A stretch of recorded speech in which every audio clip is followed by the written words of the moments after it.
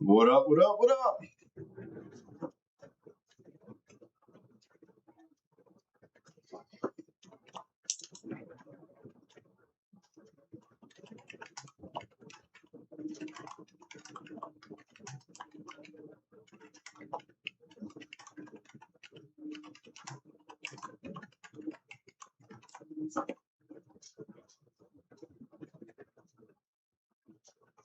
What up? Dude, all I had to do is wait for my setup. My setup literally happens, and I took it in a lot of accounts actually, but if I didn't fuck around earlier, I had it. I'll go over it in 2 seconds.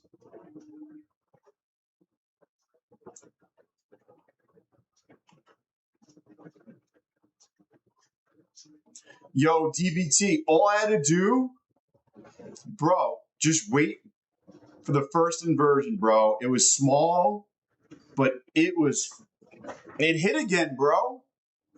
It hit again. I just had to wait. Up or down? I like when she goes down, Vinny. What are you talking? Oh, you're talking about the market? I don't know. What's up, Donna? Another day of massive account smoked? What are you following, Patrick? How are you smoking the accounts?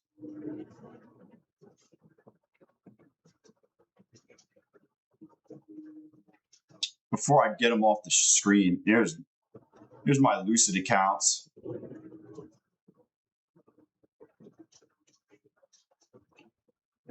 I'm just cleaning up all this crap that's on my screen.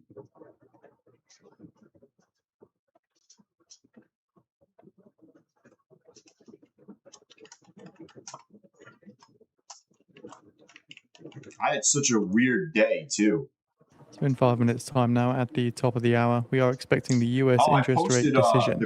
Forecast for rates to remain unchanged at 3.75%. With this, we also get the FOMC rate statement. I don't know if you want to read it. I posted it. Basically, it has talks a little bit about earnings levels.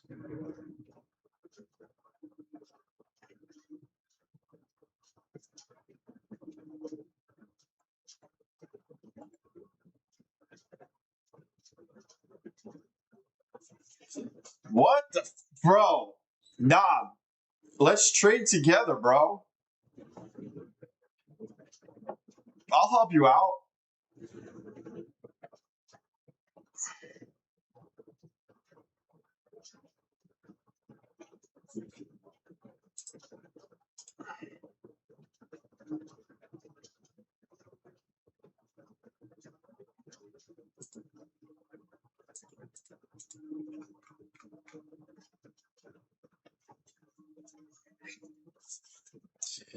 Yo, Ray. All right, news is coming out in 4 minutes. What's up, Chris?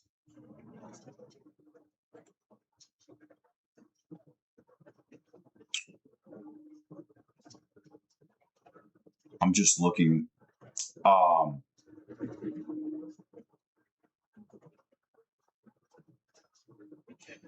What up, Andre?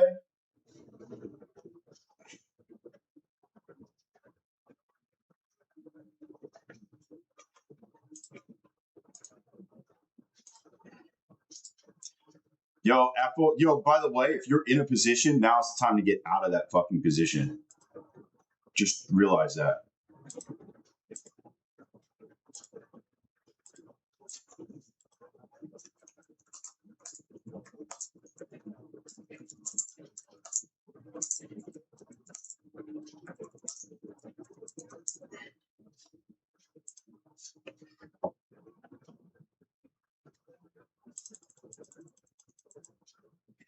Well, dude, this is the worst news release to play. You know that, right?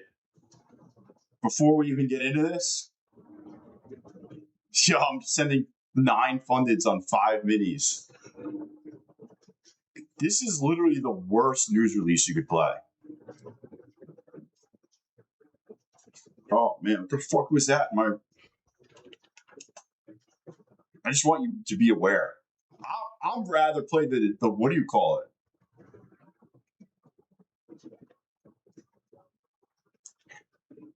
I would much rather play earnings today than FOMC.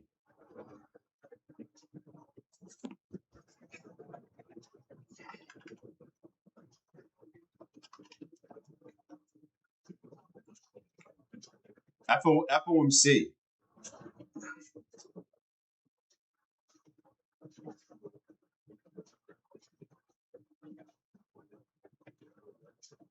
What's up, Igor?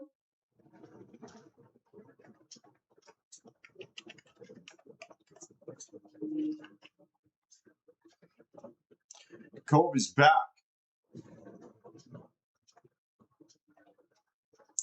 Yo, I got to request some pay. I got to request 2 payouts. Well, I got to request 1 payout today, and then I got to flip for 2 days, and I already earned another payout. Payout 1 minute remaining. I'll lead today. with the US interest rate decision.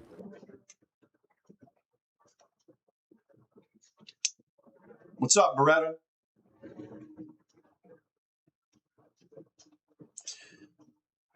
Play YOLO King? All right, let me get it out real fast. Let me whip it out for you.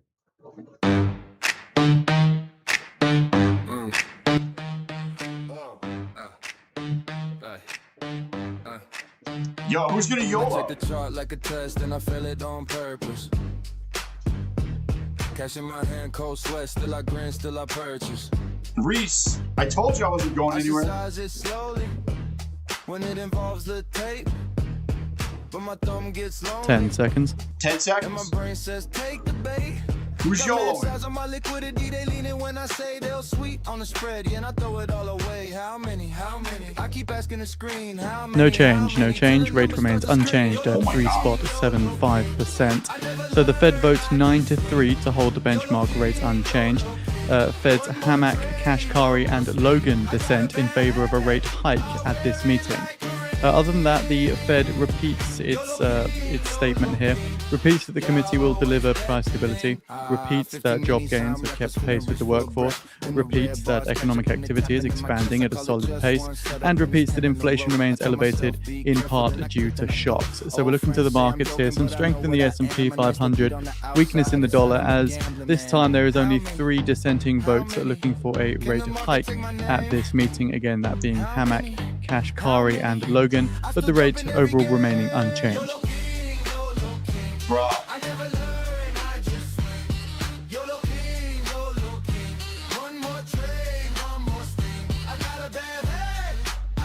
Bro, that's crazy. Treasuries pair their drop after the Fed leaves rates unchanged. So the big takeaway from the thing is actually less people voted to have a rate increase. Just that's a big thing right there. Less people voted for a rate hike versus last time. Wow. Ready 17 G's.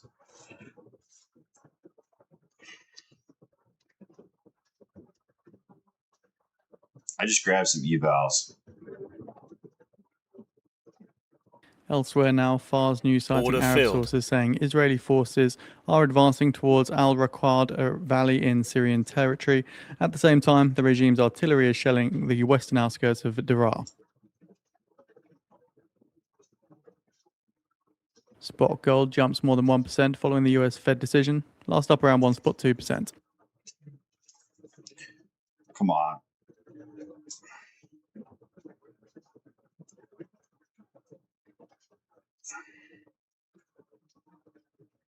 Order filled.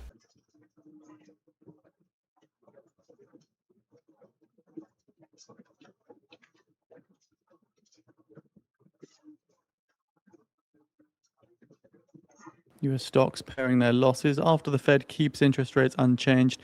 The S&P last down 0.18%. Order filled. I'm just scalping up 350. Bro, my personal account. Oh, shit.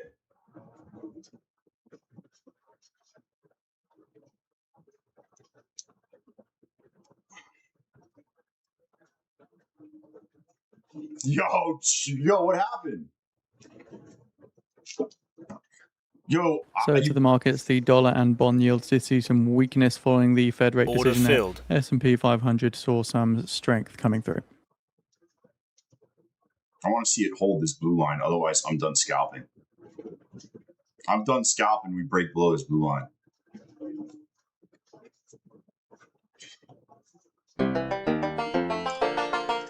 I'll wait till it comes back.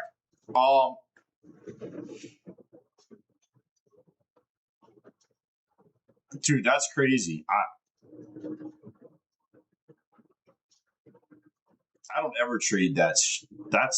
It never moves like that. That's fucking wild.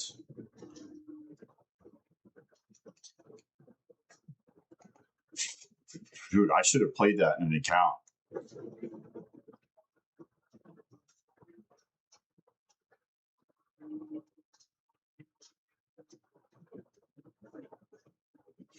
I should have played one mini in some of these freaking accounts and just let it ride.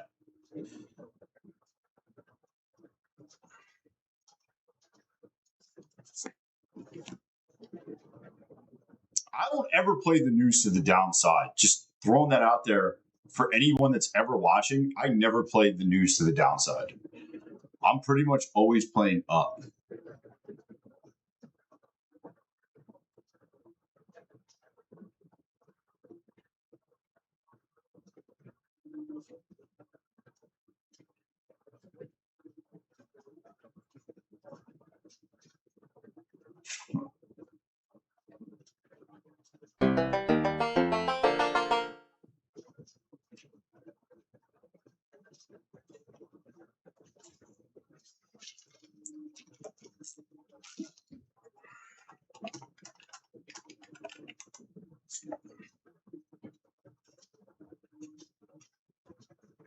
My big question is, does it give it all back?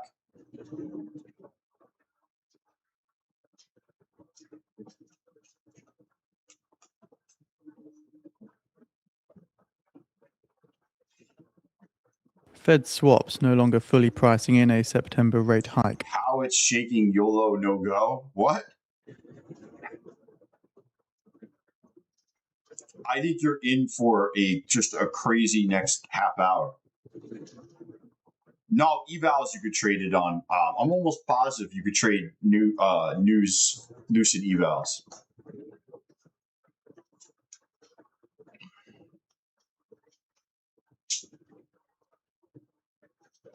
If they ask any questions, tell them that you know the YOLO King. Order filled. I'm just...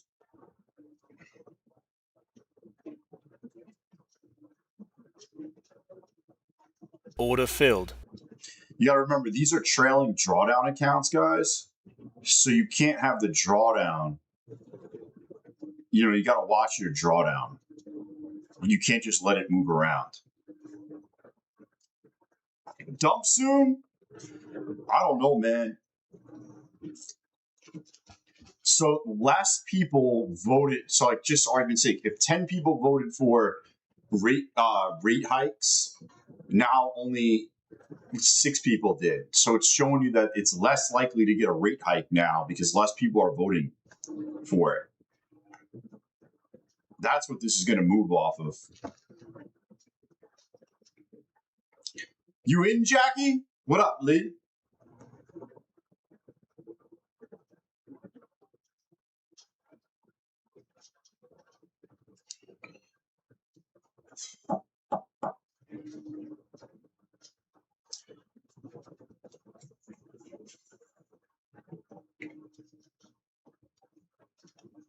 Yeah, if you have a trailing account, you should trail. If you don't have a trailing account, just get in and that's it. Go to break even and let it move around.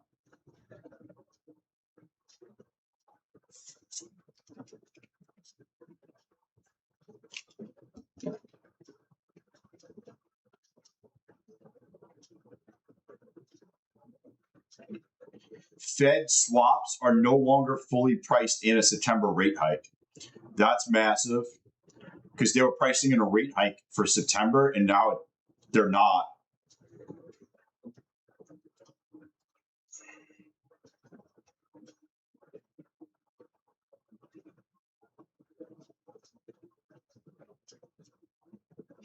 Yeah, I mean that's really good news.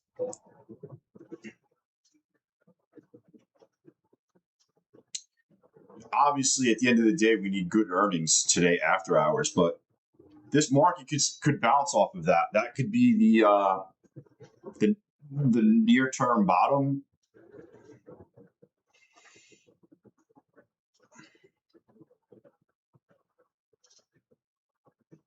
I don't know, but please, MU, get over 800 again, bro.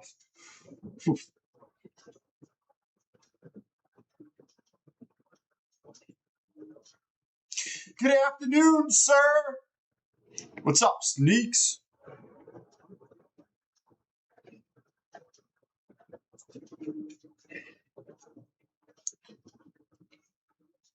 What up, sir?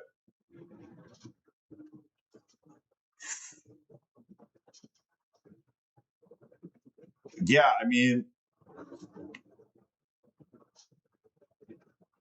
listen, I don't need this. I just need everything to stay the same. Code right where it is right now would be fine. Yo, if the market just stayed like this till Friday at noon, not at noon, Friday at close, I'll be happy.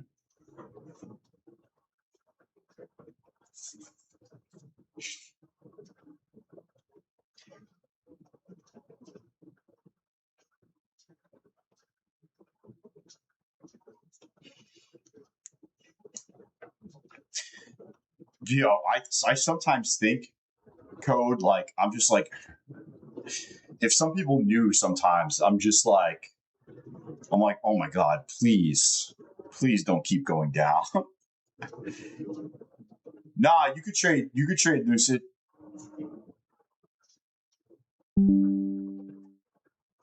Yo, I'm so glad I sold SoFi, bro. SoFi went under $15. That's gross. Order filled. Order filled. Order filled.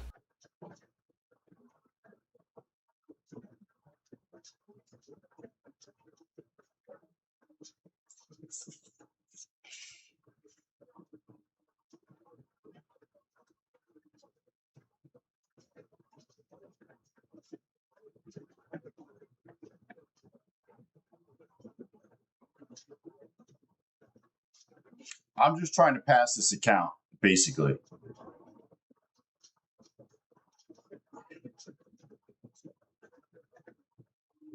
Order filled.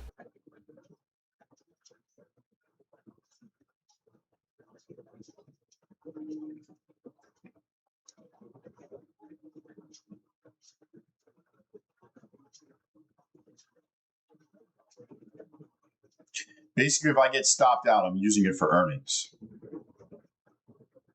That's what I'm using this account for. Oh, shit. Oh, it was almost an earnings account. Come on, push. Order filled. That was the piece I just bought there. I just flipped. So not only will I flip it, I make a little bit of money, and now I'm like 5 contracts lighter. Bro, they just sniffed my contracts down here. Jeez. Come on.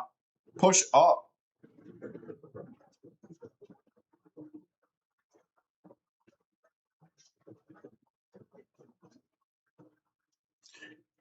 Yeah, you could trade TPT. You could trade TPT evals through news. You just can't trade funded. This is not looking great, by the way. This, I would have wanted this candle goes, and then this candle could be green and push through, and we're not getting that. So I'm kind of not liking it. I like to see continuation, and we're not getting the continuation. So I have a feeling we get stopped out.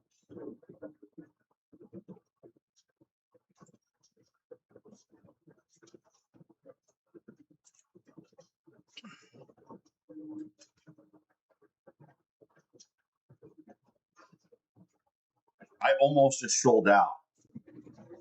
I almost just took my loss and sold out, but I'll just let it hit it.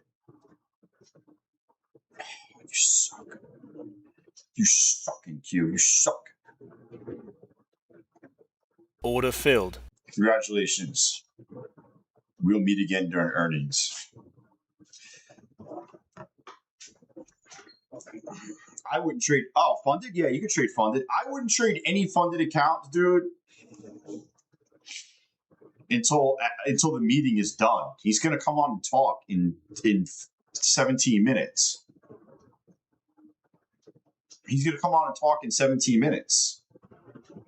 I wouldn't trade any funded accounts. I wouldn't trade any account that you fucking care about until he stops talking. Like, if you care about the account and don't want to lose it, I probably wouldn't be trading it. I'm trading $19 Apex accounts one at a time, and if I lose, I'm stopping out before the drawdown ends, and I'm going to let it rip on earnings today. That is not like a strategy. I'm just having some fun to bypass till he's done talking, because he says one thing and it can move the market all different ways. I just want you guys to be aware of that. Like, this isn't the conditions of trading right now. Your pro balance is 7. So you could ride. You could play earnings with that. That's not news, or not.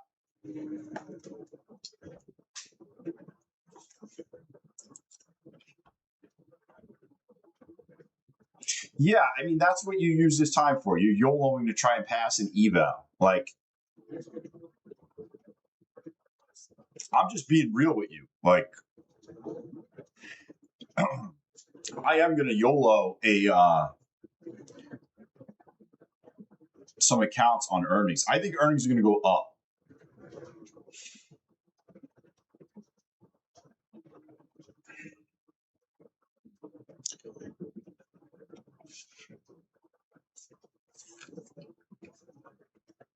I mean, that's why I use Apex for. I mean, Apex has $20 accounts that you could basically YOLO. I mean,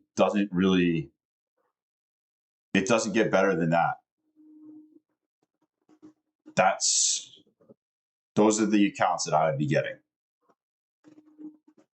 5-pack, $19.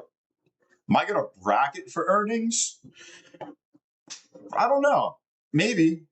What up, Miss Goody? Hey. I'm definitely going to buy right before. Oh, can I repeat what? Repeat. Oh, I was just saying how I wouldn't trade any funded account until the guy's done talking. Like, right now, it's just fun, having fun, YOLOing and whatnot. But I wouldn't be trading anything big. My suggestion, if you were gonna like play earnings or anything like that, I wouldn't do it in like an $80 Lucid account. I would just use a $19 Apex account.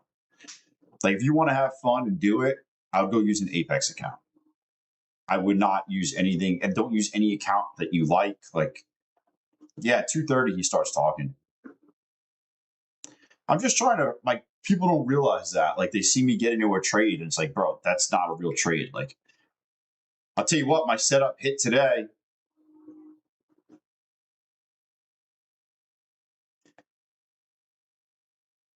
You had a small 5-minute inversion, super small right here. I took this to the upside. I bought here And then I think I sold here, scalped it or whatever. And then I rebought on this FVG retest. And when we came out, see how I bought right here at 530 and I sold it at I got 120 points on that trade. So I got 120 points in this account. And I took that in another funded account. I took that in a few accounts. That's my setup though.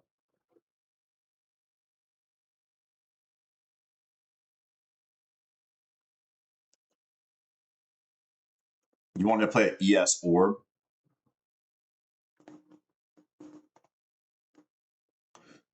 Oh, orb sweep back down.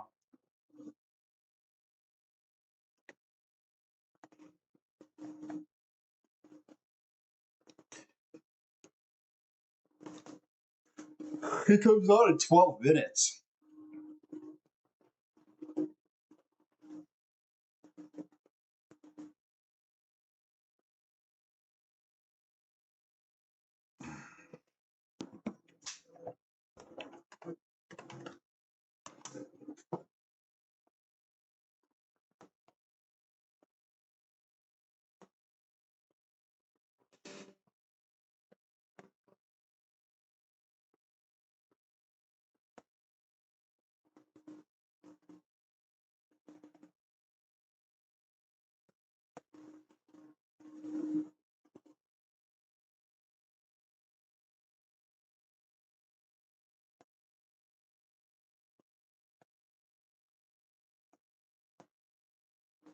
I passed my account today.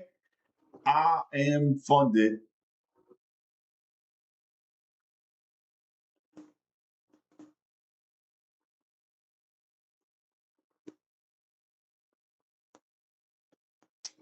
In 10 minutes' time now, at the bottom of the hour, we are expecting the FOMC press conference with Chair Walsh. We do have the live video on the calendar. We'll get it on the feed as well.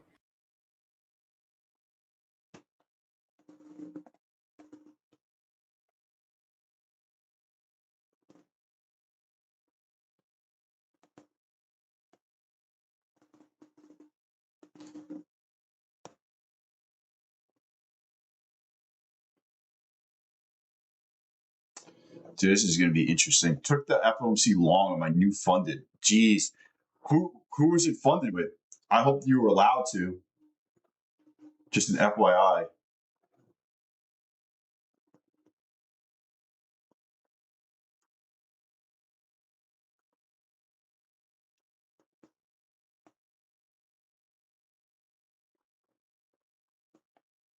I hope you're allowed to. I just don't want to see you blowing an account because you know what I'm saying? I don't think everybody knows that you can't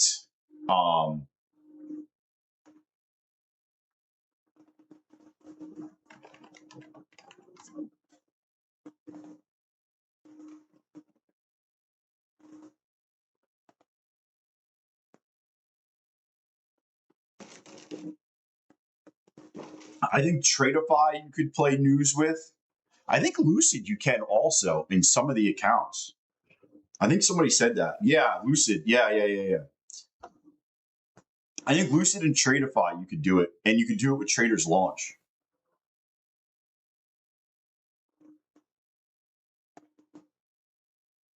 I'm pretty sure those are the ones that I know of that you can do it with.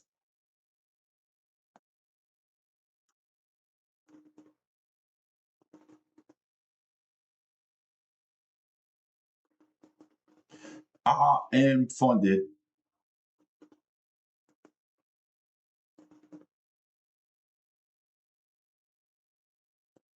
Oh.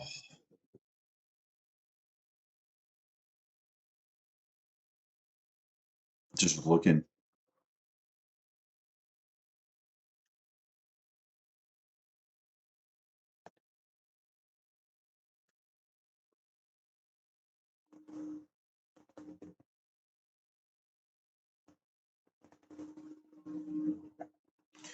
All the way back, baby. It's probably going to bounce right here. Order filled. Order filled.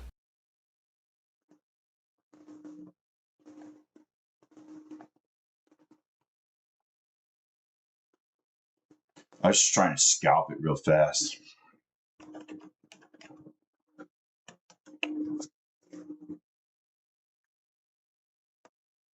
I was hoping it was going to come down on this green line, to be honest with you.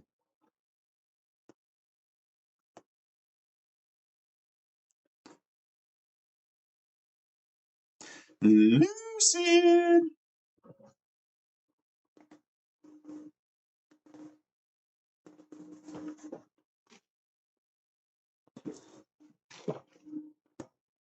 Dude, I'm starting to not like Dunkin' Donuts iced coffee. Anybody feel that way?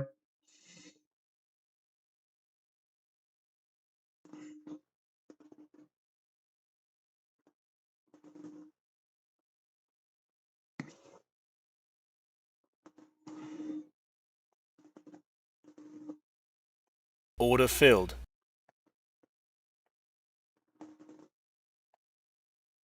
Oh, Order filled. 230, baby. Yo, I'm going to scalp myself all the way back. All the way up. Morning. Top of the morning to you, Wolf. You never had Dunkin' Donuts coffee? Where do you live at, Cindy? Where do you live at?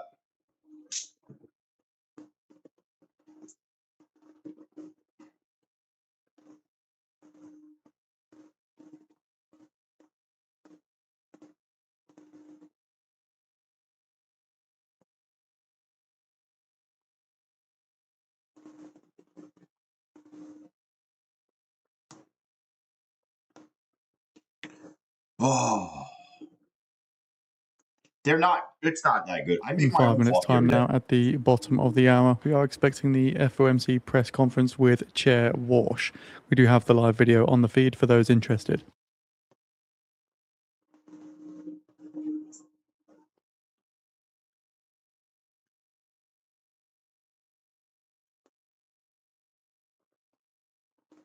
CNBC reporting that OpenAI's Altman is to meet with White House's Wiles this week ahead of the AI framework deadline. Dude, I can't stand fucking Starbucks coffee is burnt. It's literally like some guy just freaking put it in a campfire and then was like serving this shit. So Altman is going to be meeting with a range of senior Trump administration officials, lawmakers and economists to discuss OpenAI's upcoming models.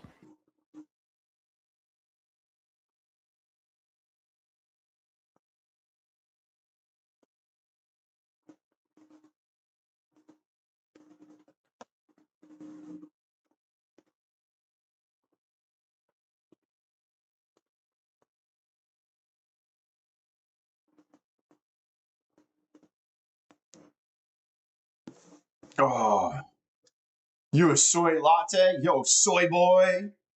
What up, soy boys?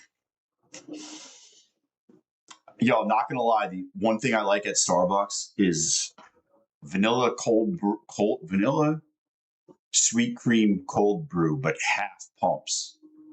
So it gives like half of whatever they normally put in.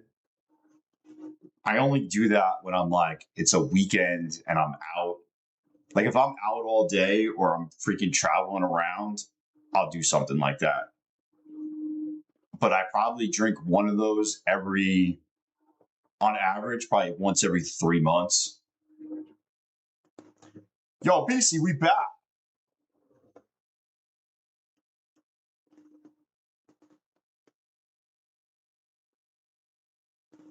I took an awesome trade. Freaking my setup finally happened today at 12:20 after I got smoked leaving the stream.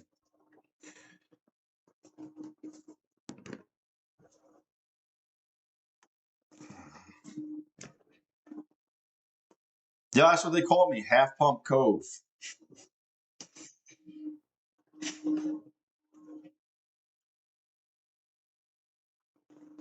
Shit's funny. But yeah, I don't know. I don't like sweet drinks, like too sweet. I'm like, why? I'm just drinking sugar. So that's why I don't do it. What's wrong with FX Replay? It's not opening. I don't know. I don't use FX Replay anymore. I had a bunch of things saved in there and they just fucking deleted them. I don't know why they deleted the sessions, but not the stats. So it's like weird.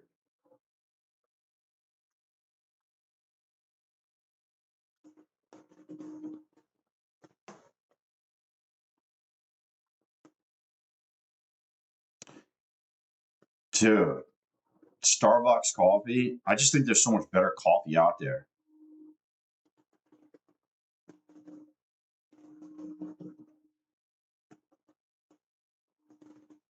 I don't even know what type of espresso that is.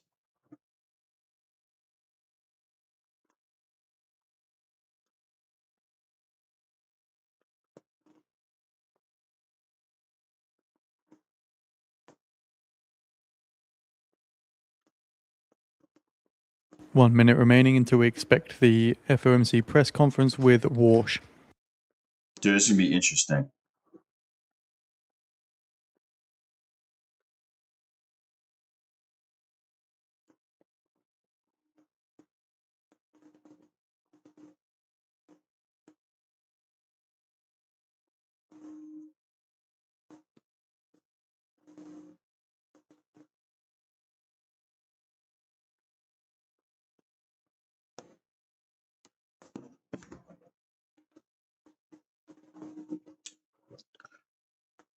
Let's see what the fuck this guy's saying. He's not on yet. He's not on yet, but let's see what happens. Oh, shit. What are we doing, Claude? What are we doing? Damn, he just fucking ripped this thing.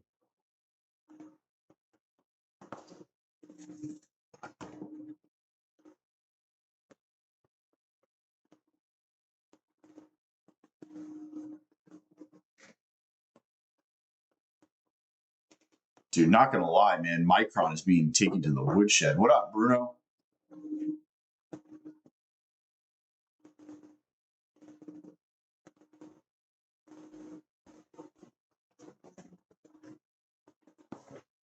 So NYMEX WTI crude September futures settle at $84.46 a barrel, which is up $5.20 or 6.56%. Oh, here he comes. Good day. My second FOMC Fed's committee Walsh meeting has now as started the chairman press has come conference. quickly. Again, the live video is Voice news It's probably disconnected. too early to call it a streak, but our discussions again were collegial and constructive. I'm truly lucky to work with colleagues so capable and mission-focused, and so determined, like I am, to sharpen the performance of the Federal Reserve.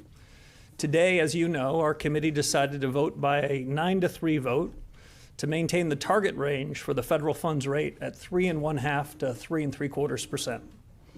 The committee is continuing its policy of making ample reserves in the banking system. The economy is showing impressive resilience. Even with recent shocks, the trends are positive and reveal solid growth. Job gains have kept pace with the workforce, and the unemployment rate has changed little. Inflation remains elevated relative to the committee's 2% goal. The committee remains resolute. You've heard this before, but we will deliver price stability. As before, the policy statement conveys just the facts. It's steering clear of forecasting, a choice we consider especially prudent at these uncertain times. Uncertainty, however, does not mean a lack of clarity. For some households, businesses, and market professionals, 5 years of high inflation have left a mistaken impression that's hard to shake, that the Fed's implicit inflation target was somehow above 2%. Order filled. Let me reiterate, there is no soft inflation target. There is no soft implicit target, not on this committee's watch. There's only a target, and it's 2%. Not one I don't of like my that. FOMC colleagues is under any illusion. We have begun a new chapter, and we understand that the 5+ years of inflation above target cannot be cured in 9 weeks or by a single month of modest price decreases. This Fed will not waver. Our credibility rests on performing our duties and delivering on our responsibilities. Americans are right to expect that because our nation's prosperity Order filled. depends Dude, on it. this guy's. To the regulars here in the press room, This is why you today's don't trade anything assessment worth might anything. sound familiar, yet there was nothing inertial about our discussions, our policy, or our strategy. 2 economic developments are worth highlighting. The first is a very notable change since our last meeting 42 days ago. Nominal and real yields are materially higher across the Treasury curve. In fact, some of the increases in market interest rates between FOMC meetings are among the most significant in the last 2 decades, He's not good. ranking around the top decile or so. But if the committee didn't change its policy rate, what happened? In the intermeeting period, market attention centered on real data and real economic developments. Prices reacted he's in gonna real fuck us, time to DBT. incoming information. And the reduction in forward guidance may have been a factor. Market participants are learning to play the ball, not the referee. And market prices will continue to respond in the direction and magnitude they see fit. Well, Sean. This is, in my view, a change for the better, and we're just getting started. After all, the central bank need not always and everywhere be the center of attention. I understand the desire for rolling forecasts and commentary from this committee, but for our part, we need to observe market reaction to developments, direct and unfiltered. I want to stress, of course, that decisions by this committee matter a great deal. And where necessary and appropriate, we will not hesitate to act. Come on, bro. A second economic development is one that I noted at the congressional oversight hearings this month, but it's worth repeating. The most striking feature of the economy is the strong growth of business investment. The surge in high-tech CapEx has been remarkable, but that does not necessarily make the Fed's role any easier. In the AI-related category of high-tech equipment and software, the most recent data shows 4-quarter growth rates of nearly 20%. This is helping to sustain the healthy momentum of manufacturing output. More generally, CapEx is preparing the ground for future growth. Nonetheless, the precise timing and magnitude of effects on the supply side remain hard to predict. FOMC meetings produce policy decisions, but just as important is candid discussion of the big things that matter most. Dude, it's not moving. That too is a priority in this new chapter at the Fed. In our meeting, vigorous discussion centered on 4 questions, which I will enumerate. First, we talked a lot about the implications of the past 5 years of high inflation on the current policy conjuncture. To echo an old phrase, I better say has something the good. past really passed?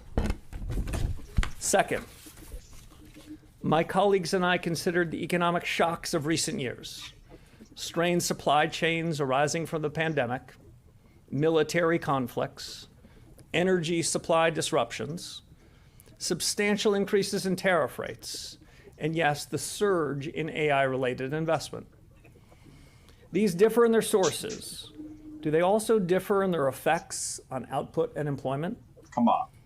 Third, we took up the related question of price increases arising from shocks. Bro. The business CapEx boom, for example, is driving up prices of memory and logic chips Order filled. and associated AI infrastructure. Do these changes indicate a broader I'm in. inflationary dynamic, or do we just focus on them because they are Order under the filled. bright streetlight? Trying to Finally, get some money back we here. discuss monetary policy tools and strategies for achieving Micron stable like that. prices. Micron just bumped up $2. If, as the Fed has long held, interest rate policy should be its primary monetary policy instrument. How much accommodation are we getting from the balance sheet? In all of this, our work is advancing at the Fed. We're asking the right questions. And in this consequential time, we know how very much depends on getting the right answers. Of course, you've all arrived with questions of your own, so let's turn to them now. Let's start with Steve. Holy shit. Thank you for taking our questions, Mr. Chairman. Sure. You've had a couple months now, or 9 weeks, or whatever number it is, to see the markets behave in the absence of forward guidance. I'm wondering if you could tell me, what message are you getting from the markets as to where policy ought to be right now?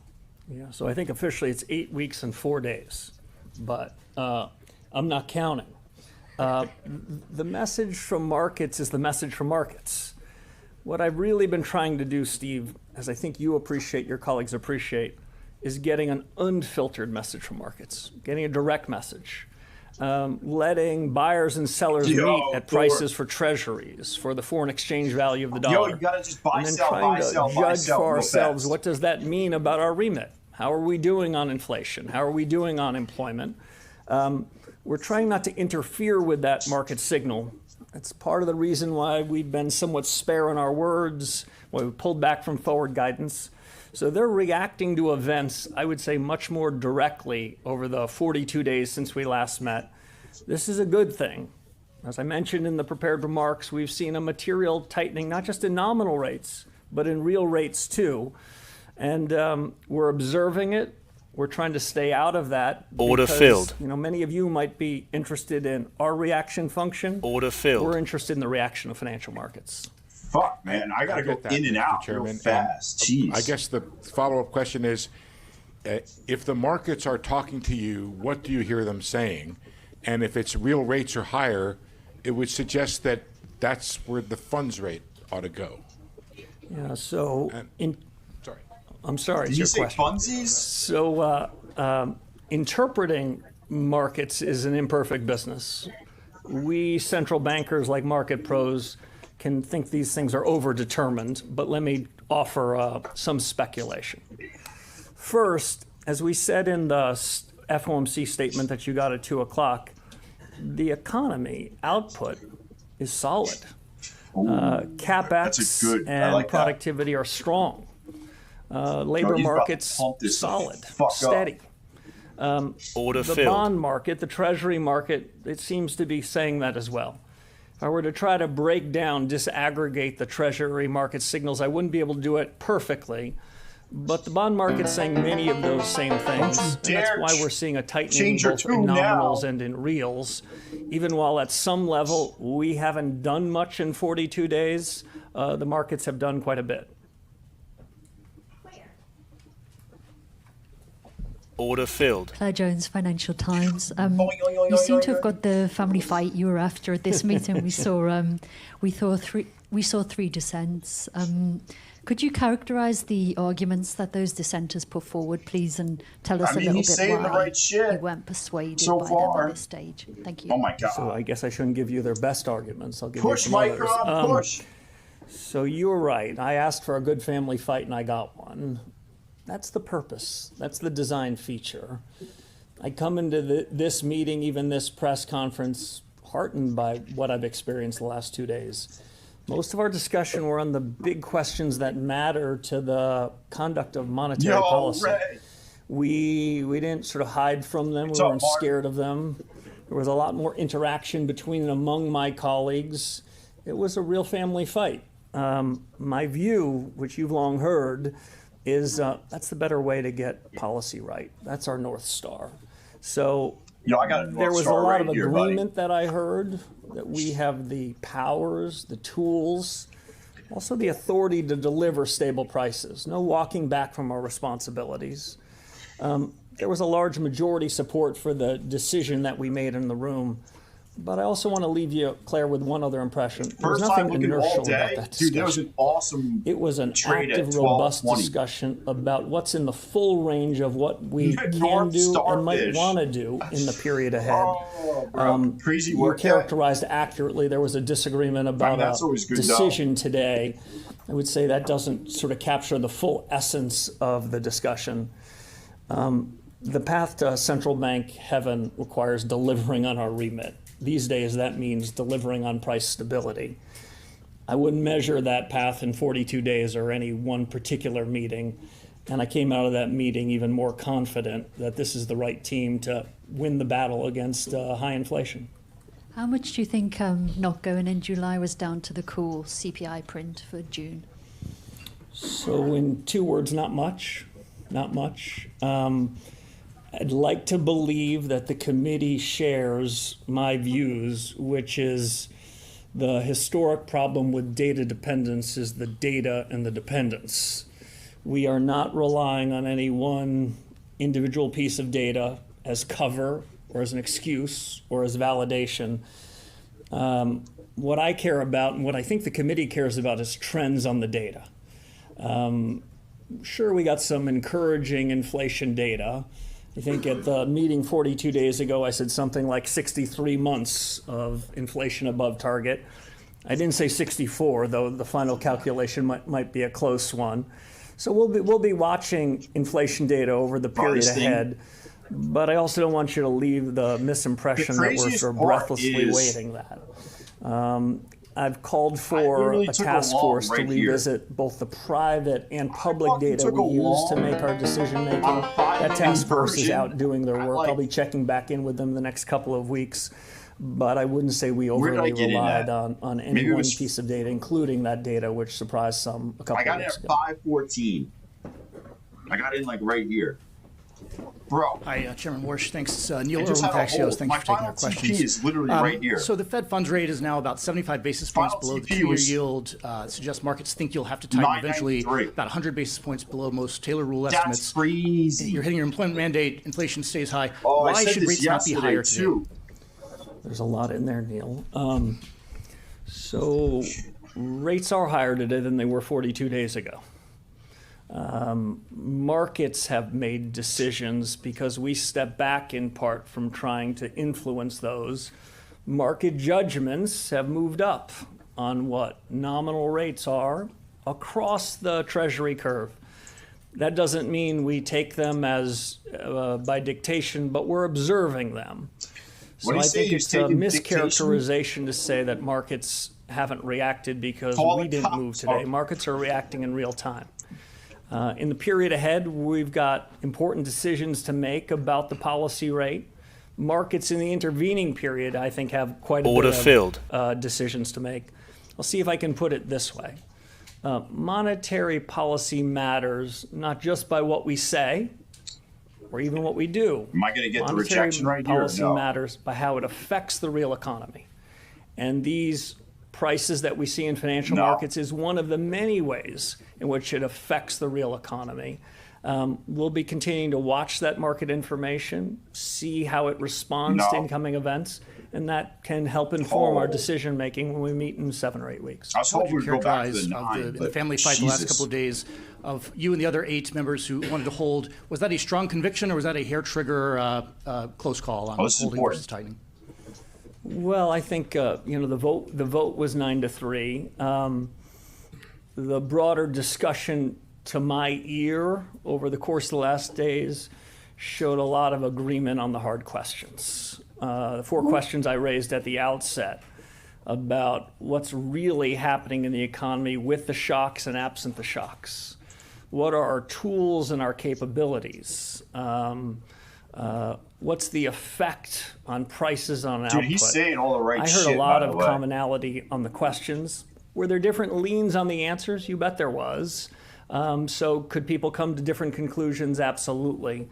But my own judgment is this is a period of watchful thinking, not watchful waiting. And I think the score on that vote was unanimous. I like what he just said there. Order filled. Order filled.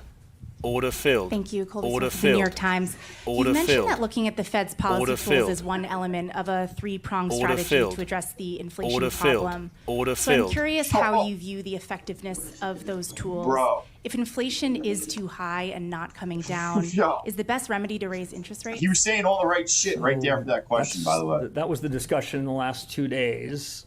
Is that the dominant remedy if inflation continues to be elevated through the forecast period? Interest rates could well be part of that solution, but I wouldn't say it's in isolation. I tried to describe in my Yo, I'll tell you remarks what. today a point that I made into the oversight committees a couple of weeks Bro. ago. I think there was I a was down misimpression by some in 2,300 financial in my personal markets, by account, some and households and even right now. businesses, that central bankers like me, we set a 2% inflation target, but maybe we were more tolerable of a somewhat higher inflation target. In economics, we'd call that the revealed Are preference. you shorting, dog? And so might it have been rational for people to think, Are you well, their shorting? What are you inflation doing? target's somewhat higher. What I heard in the last 2 days, what I've heard in 8.5 weeks is no.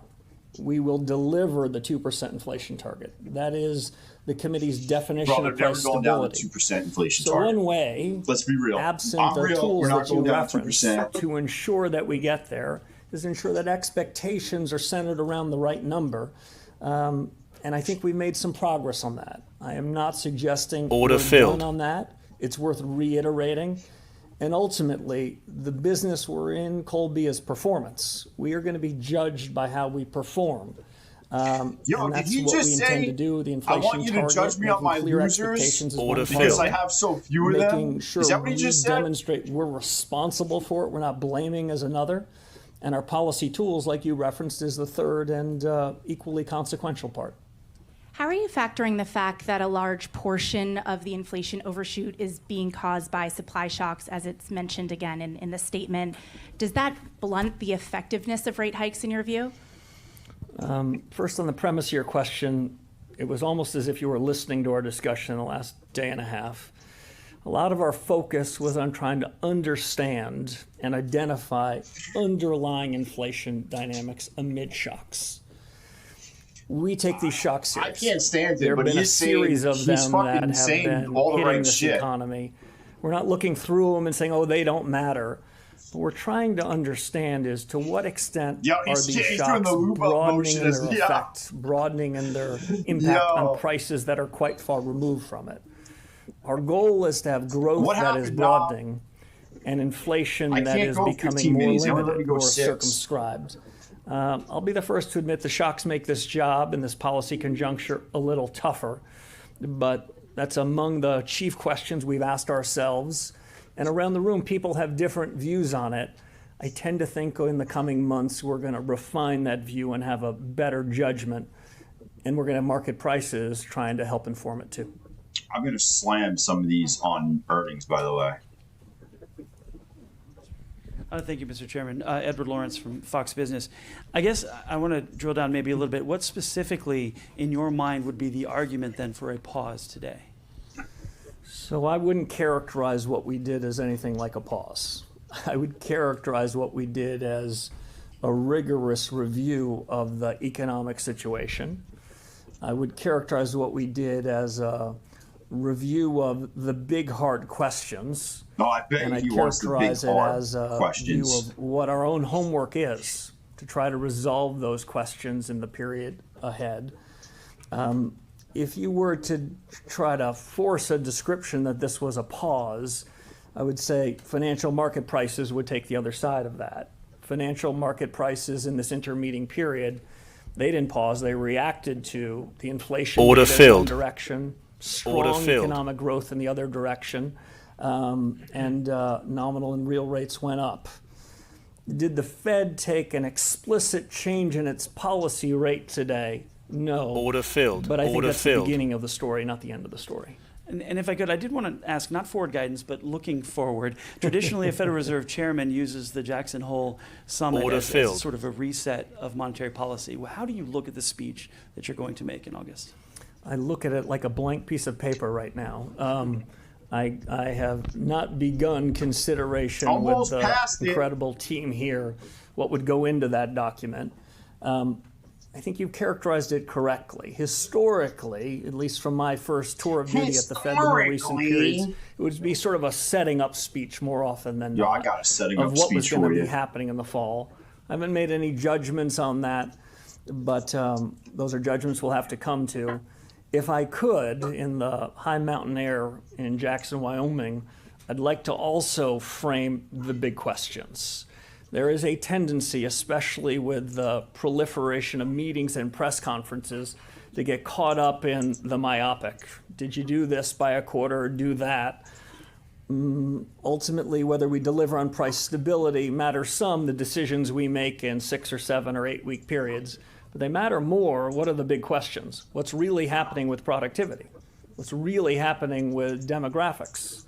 What's really happening to the global economy amid the shocks? Haven't made a decision whether it's going to be a big picture speech or whether it's going to be a more traditional setup for all the action we're going to have between September and December. I will tell you one other thing that I am doing between now and Jackson Hole, which is I'm checking with those task forces. My first principle of establishing a task force is find the best subject matter experts anywhere in the world and put them together. Bro, you don't especially have put any them together gold over with there. People who might disagree with them. In the next couple of weeks, I'm going to be doing a check back in. I've given them time to sort of think hard about their agenda, their debate, their schedule, and when they might be ready for prime time. I'll be doing a little bit of that checking, and that may or may not inform anything I have to say in Jackson.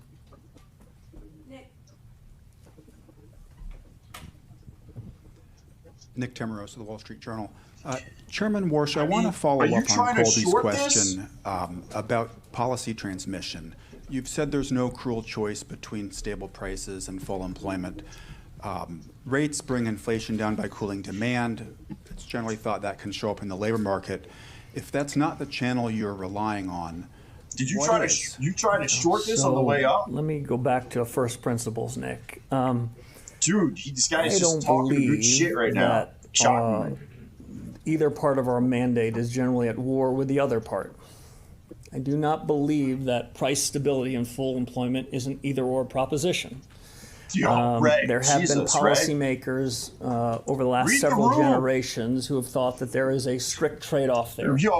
That isn't my judgment. In fact, my judgment is if and when we deliver on our remit, we're going to be satisfying both prongs.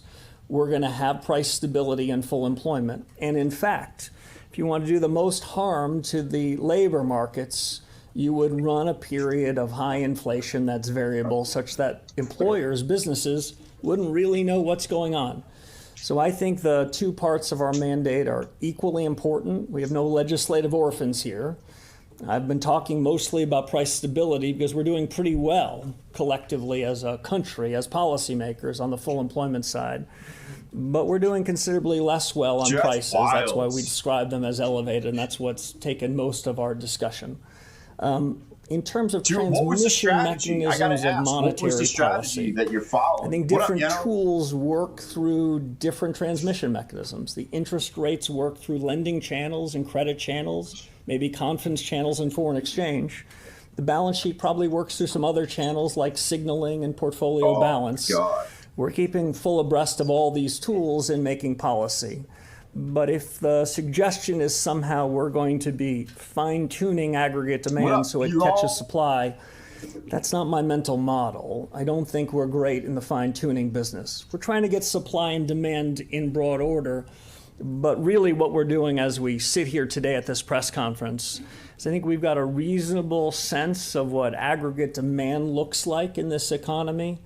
We're inferring aggregate supply. We're making a judgment about what productivity is. And in some sense, there's a race between supply and demand. And the surge in business capex in and around AI, it's making that calculation a little harder to judge. But in the period ahead, we're going to be trying to judge just that. And if I could ask, where exactly was the disagreement today? Was it about the inflation forecast, or was it something more around the risks, the tactics?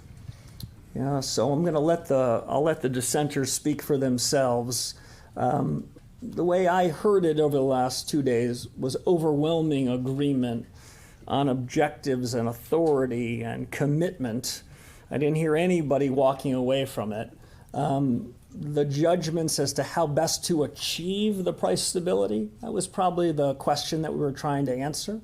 What's the best move? What's the best strategy? What's the best way to achieve it? And a second question that was asked is, when do we need to make those harder calls? When do we need to make those decisions?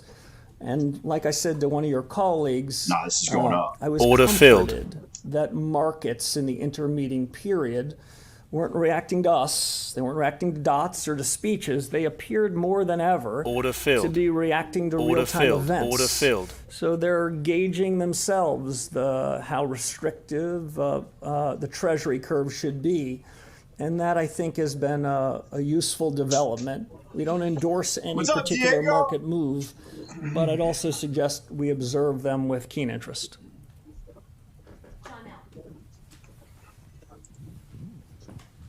Janelle Marte with Bloomberg.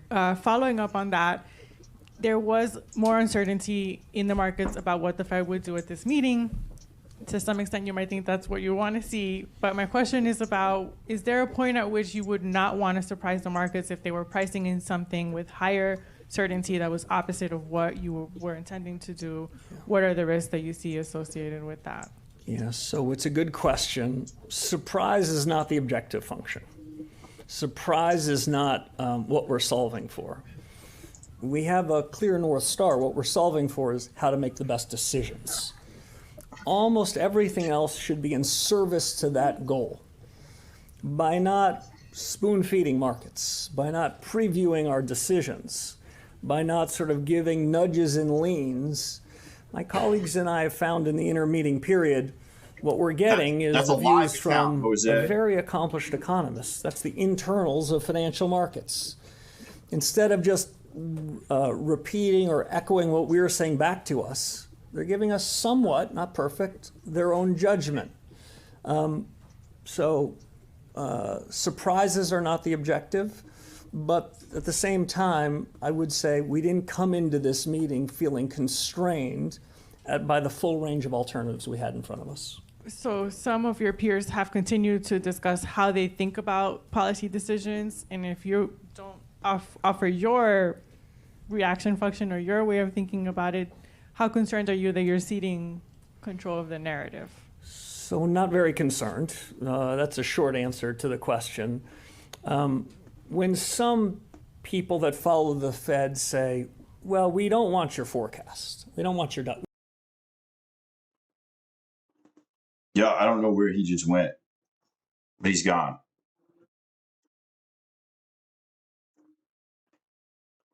Man, they're holding it here. It's probably going to go back up.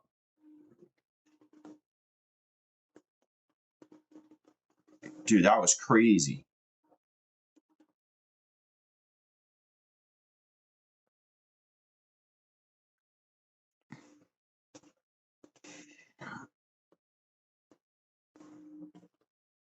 We're green.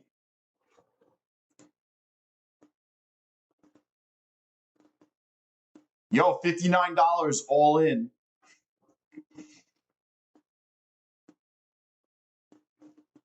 Holy shit.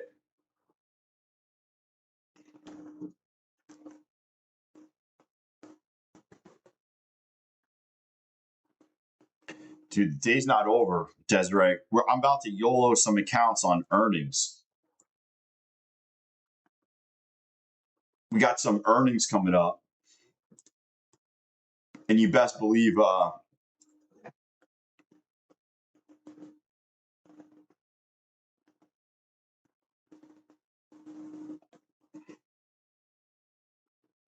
probably going to full send some earnings.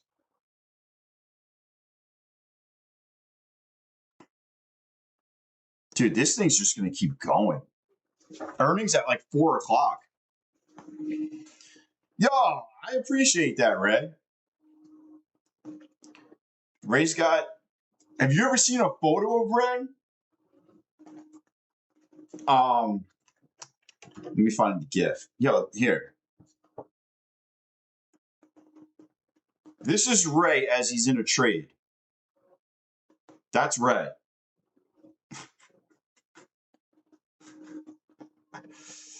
That's what it takes to go that many in a personal account.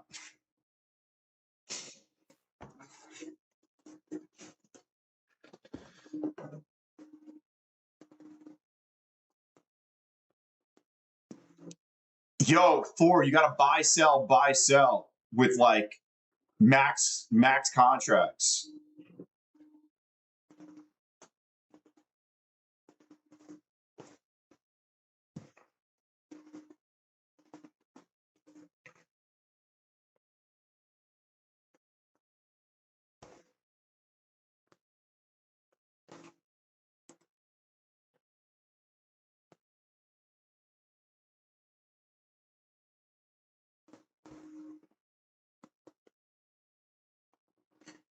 Yeah, you got to do the opposite of what you think. You just got to freaking, buy here and then sell it. And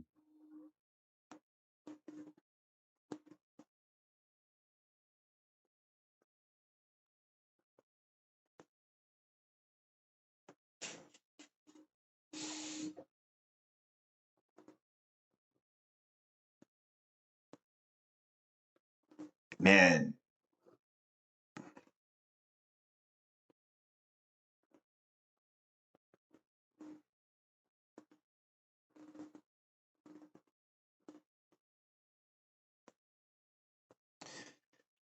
yeah, I mean, I trade most of my stuff early on, and then I move to evals as the day goes on.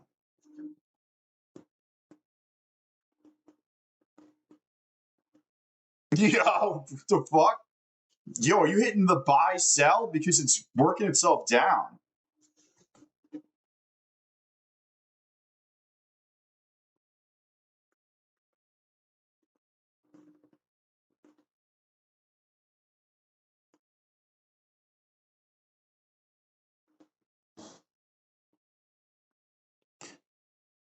I mean, if you're buying and selling, you should be losing money. Yo, just fire up another Lucid eval and just keep doing whatever you're doing.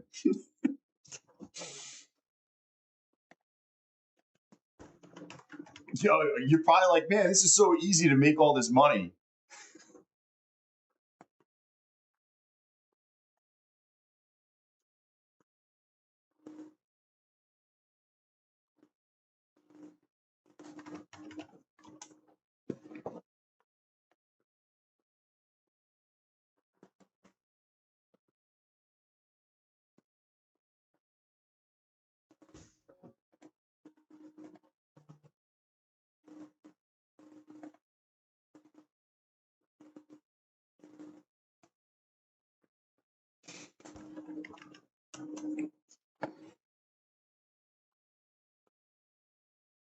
Nah, I think it's ZN. Go to one of these things that has more of a spread, dude. Or go to silver. Go to silver and buy, sell on silver. Go to a different asset. Like silver's not moving. Go to buy, sell. You need something with a spread.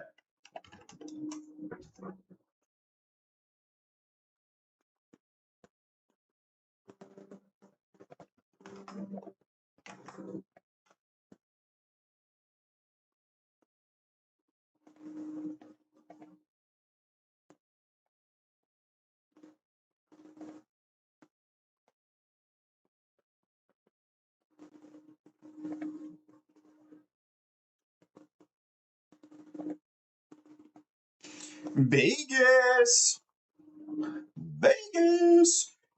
Yo, if you're on silver, you should be able to do it.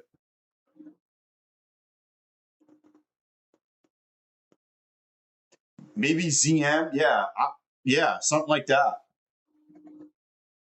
Those are bonds.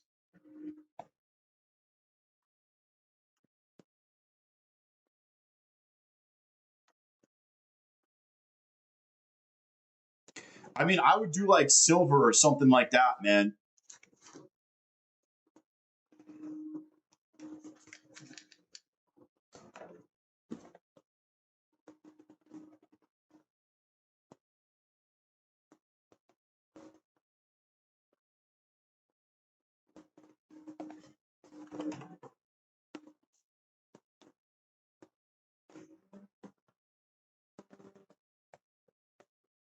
We all going. Ray's picking us up.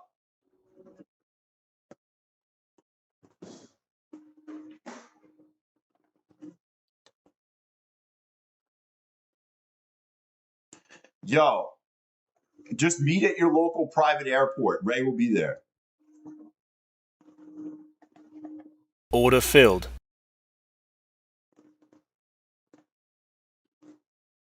I just took a shot at the 50 line.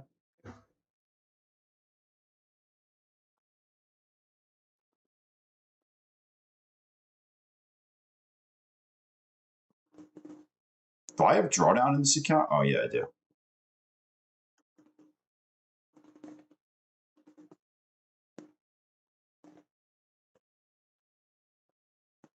Order filled. All right, whatever. Whatever. Yo, meet me at Republic Airport. Let me know when you're there. Oh, dude, Trump's talking now. Get him off the fucking screen, man. Someone boo that man.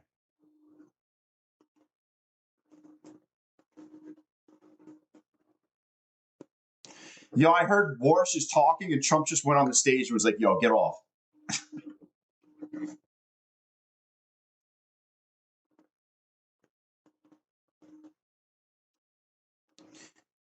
Dude, I would be able to do that 2 nights. So I get there on Thursday.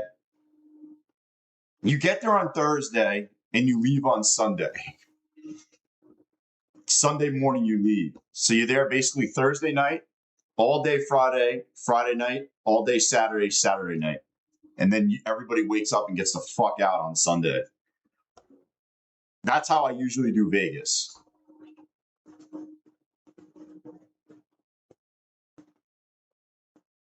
I'll never forget, though, one time I flew into Vegas. I think I flew into Vegas on Saturday morning at 10. I landed Vegas time. Stayed up. It was for a work thing. I met somebody there.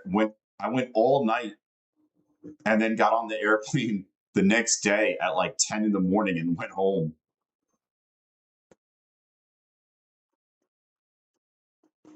Looks like you're Asian from last night. Wait, what? What'd you say, Chris? Oh, looks like Asia from last night. Oh, that's different.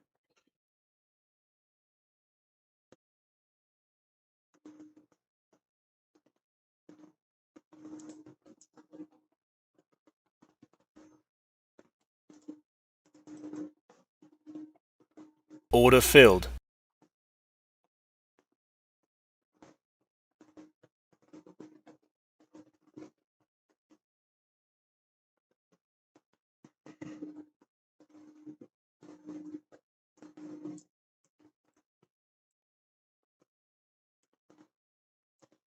Order filled.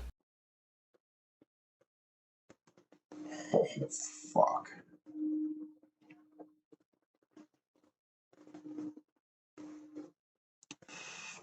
Keep it fucking going. I just cranked that in a little TPT action.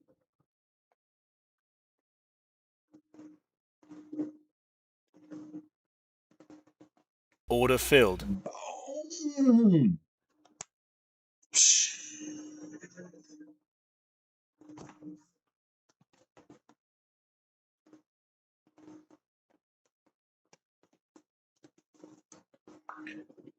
Oh, yeah, boy.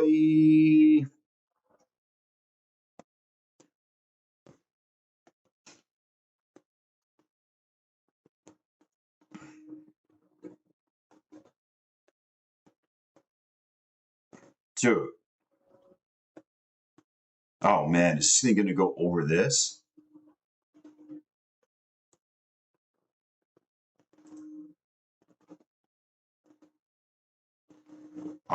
I might have to take this.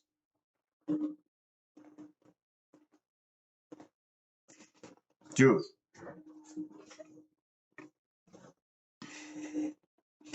Yo, you don't want to see what my freaking... I'm staring at my Ninja. It's just stupid how much I'm up.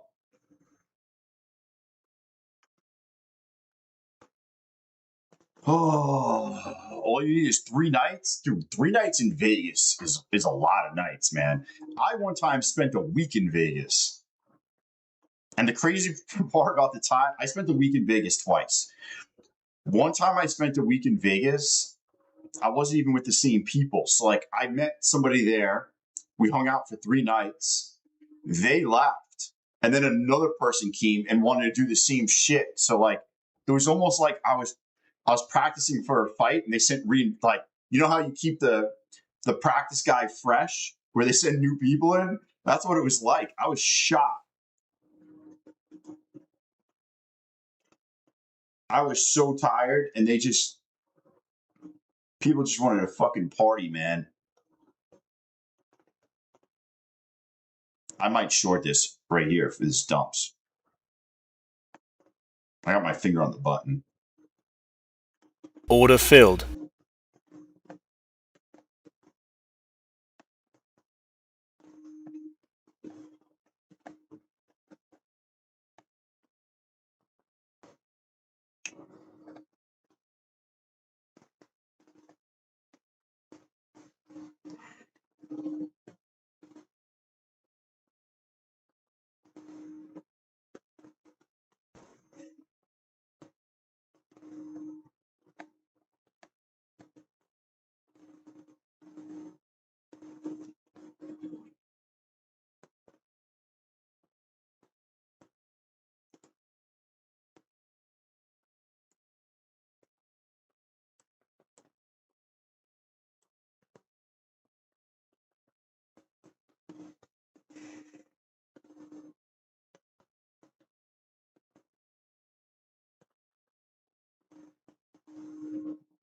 Oh, you little dick cheesing me. Come on.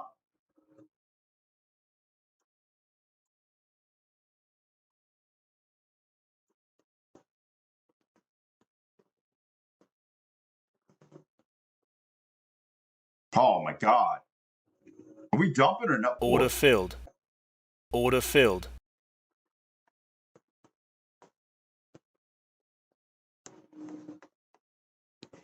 I made some money. I can't afford Vegas other than YouTube videos. Dude, Vegas is crazy. Cove had fluffers. Bro, it was like literally like it was wild because I met somebody up there with work. We partied, we ate, we did everything, and then like he was like, "Man, I'm shot. I'm going home." And all I was thinking was like, I got to do this again with a whole new group of people. How many X you got, Cove? What do you mean? What do you mean X?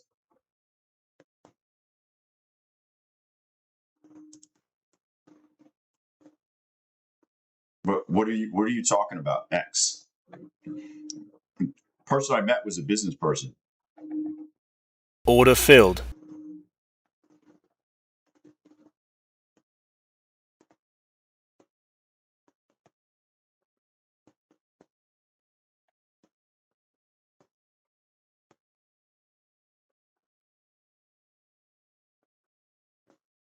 Bro, did you just come down and tickle my freaking order and then bounce?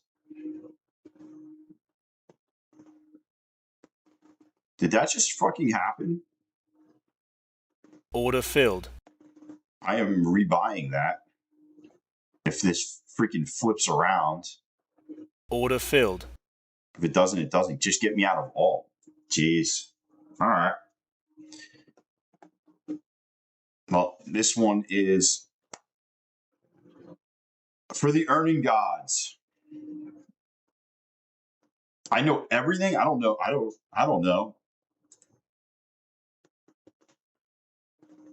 Ninja?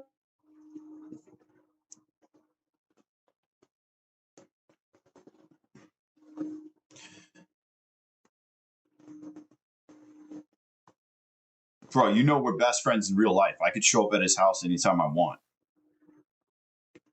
You know that, right?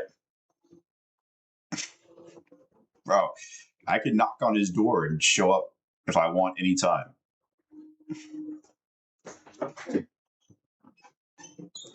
He was a groomsman in my wedding. True story.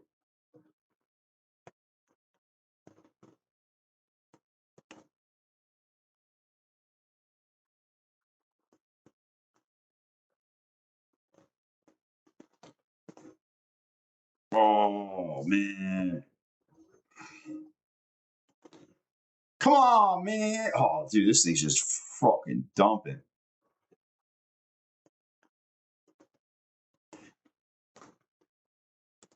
All right, we're going to keep this real here. What are we going to YOLO for earnings here? Some of these accounts are like I'm not going to YOLO an account that's got $1,200 to go over.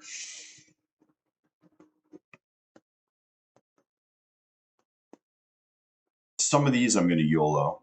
These are YOLOs.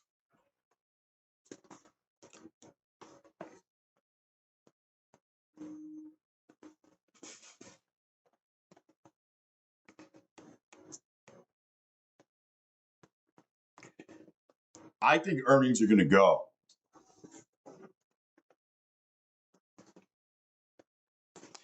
You just got back from a cleaning. You said the dentist put you out and now your butt hurts and you can't feel the left side of your face. What the fuck just happened to you, Steven? Oh, just you only can't feel the left side of your face. Oh, my bad. I didn't see that part.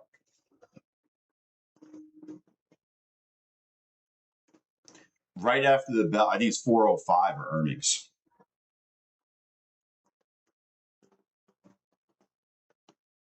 It's Meta also. Meta's the big one. Fuck Microsoft. What up, FOM Covenators? You want to play a numbers game real quick? I can play a numbers game real quick. You ready? Hold on. I'll get a random number. We haven't played numbers in a while. So if you haven't played the numbers, basically first one to guess the number wins. And that's it. It's 1 through 100. First one to get it wins. And then you're in the finals. 1, 2, 3, go. Oh, man, this is going to be so fast.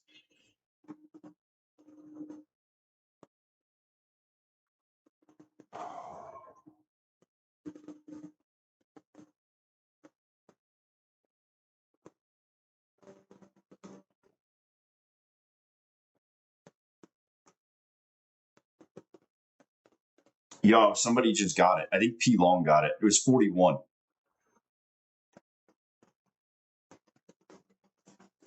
I got P Long winning it. I'm scrolling up just to make sure. Yep, P Long got it.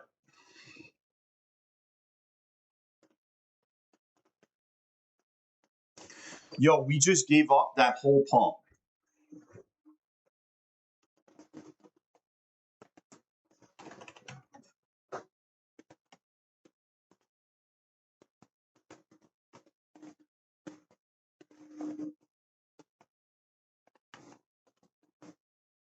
Yo, we just gave back that whole pump. I can't believe that just happened.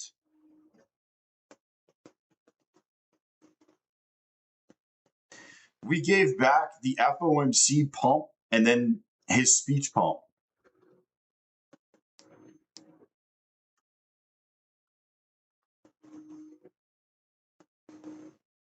Dude, that's wild.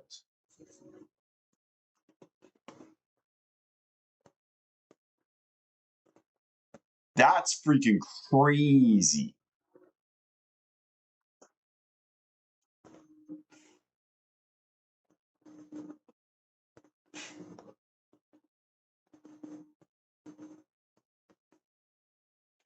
Dude, you're telling me I was short up there with you.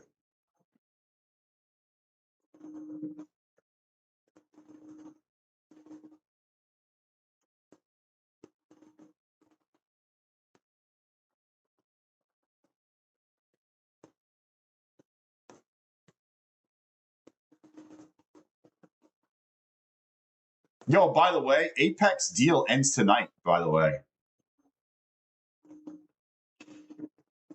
If you wanted to get Apex accounts, I just looked. That shit ends tonight.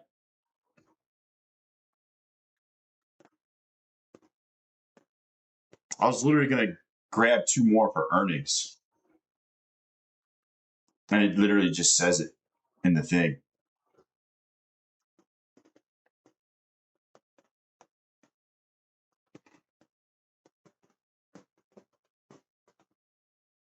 No, Apex 90% off the legacy accounts and shit like that.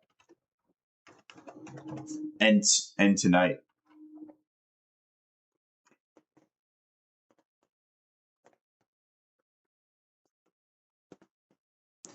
I don't know if they're going to extend the legacy accounts. I think they'll extend the normal accounts. I don't know what the deal is with the legacies.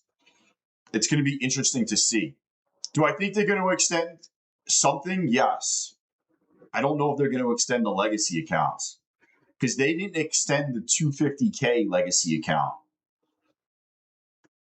So I don't know what's going to happen. It's going to be interesting, but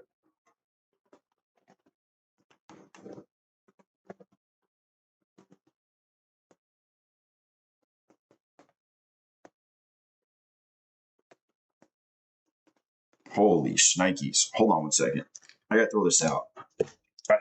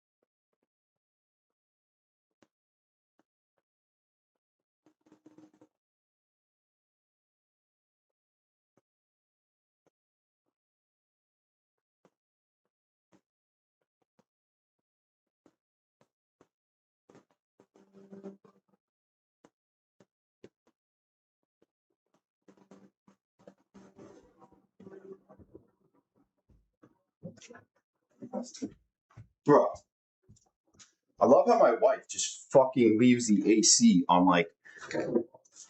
So do we think, I think it's going to go up. Dude, I got to control the freaking AC right now, man. My wife's got this shit on like 68. Bro, the fuck does she think she's doing? What a 4-hour wick, yeah.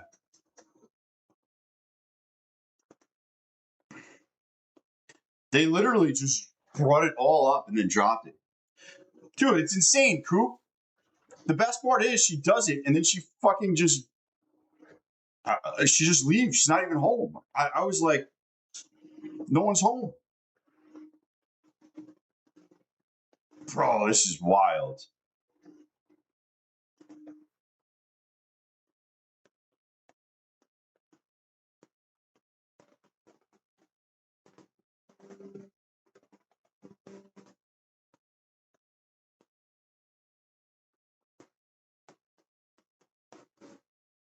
Yo, there you go.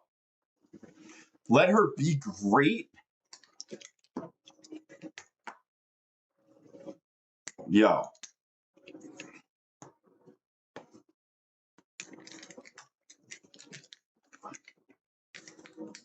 Do you recommend marriage? I mean, if you want kids, I probably wouldn't do it. If you didn't want kids, probably not.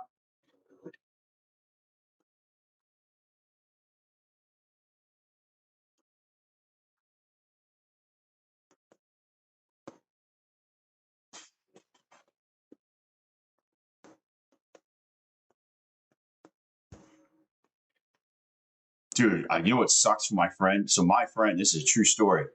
My friend was in the adult industry, just getting into, and he had all these offers from these OnlyFans girls to like create content with. He's very like tatted up. So like his look, they wanted his look or whatever. And he had all these opportunities to all these OnlyFans girls, like, to make content and all this stuff. And he ended up knocking up his girlfriend, and then she didn't want him to go do that, obviously, and then he lost out on all of it. Now he's married, and then he got married. That's what made me think about it, because he was so against marriage.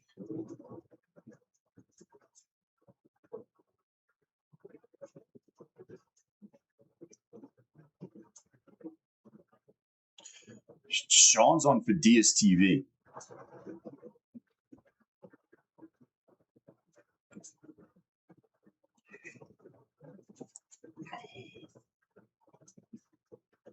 Oh, man. Sean's here all morning. I don't know. Sean had to go do something personal today. I can't believe that they just sold this the fuck off. I can't believe that just happened.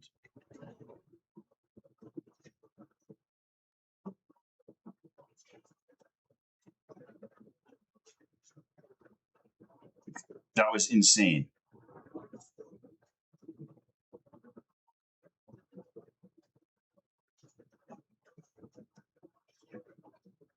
YOLO King, YOLO King. Yo, that song fucking stuck in my head. I guess am I gonna take this? Like, I don't even know. Like, the 5-minute IFVG is at 8:05. Yo, we get above here, I'll probably take it. Why not? For the stream.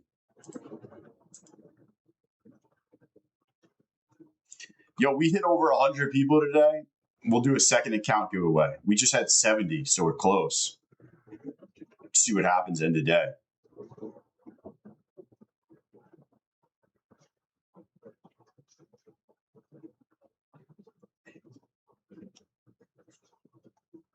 Oh, is this going to reject right here?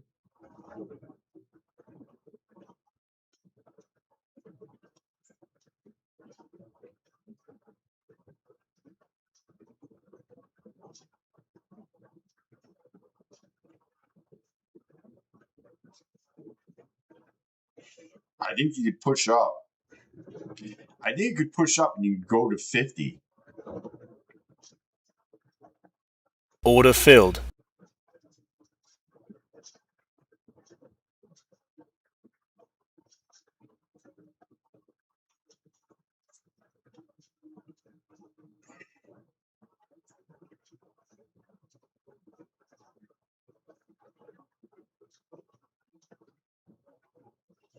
Bro, that does not get my order right there. Are you kidding me? Every time that happens, I get fucked, by the way. Every time. Order filled. Yeah. Every time that happens, I get fucking hosed. That's why I just got out.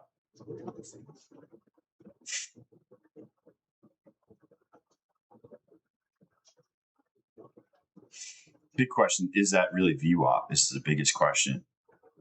Oh, it's not even where VWAP is? Are you shitting me? I love making decisions based on Tradeify's fake-ass WAP.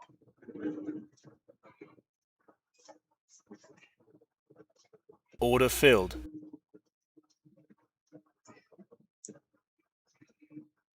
You got a 5-minute FVG rejection right here. I wouldn't do this in a funded account.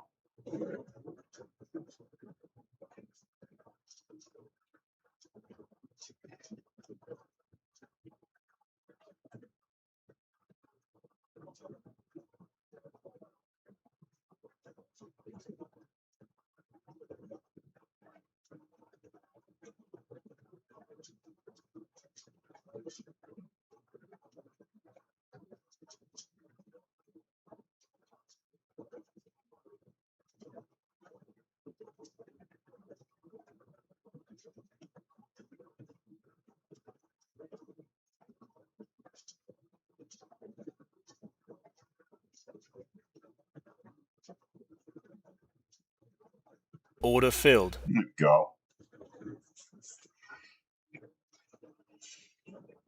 Shoot, I don't know. You were shorting against the trend while it was just fucking going. Yo, what's crazy is it came all the way back for you. It literally came all the way back. You just had to hold. That's the craziest part.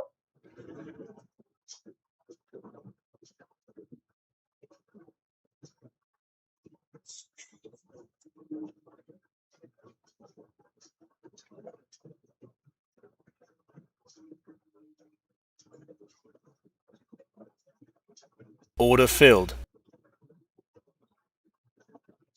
Order filled.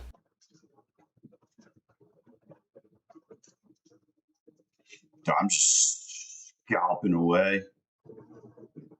Why are we dropping like this?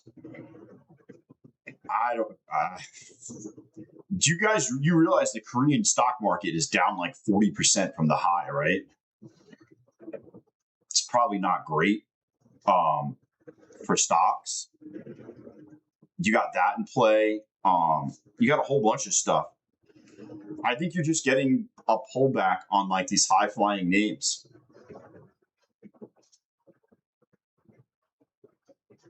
I think eventually, I think you're about 1,000 points away from the bottom.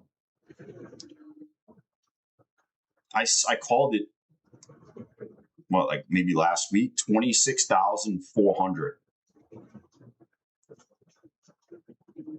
This is probably going to hit this 540.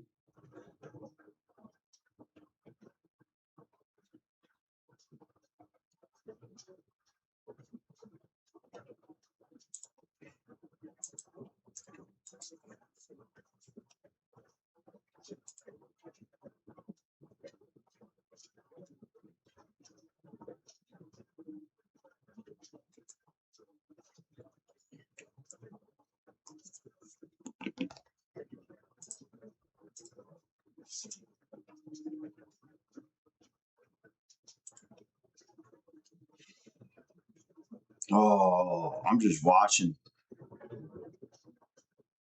Well, the boat in Egypt got attacked by drones, which was not great. I don't know, man. I think what he said today was pretty good, honestly.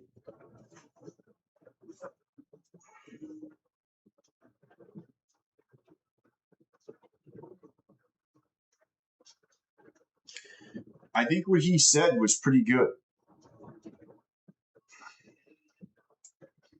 Yo, I'm going to be like this, and I'm going to be looking at the red candle going through my desk. You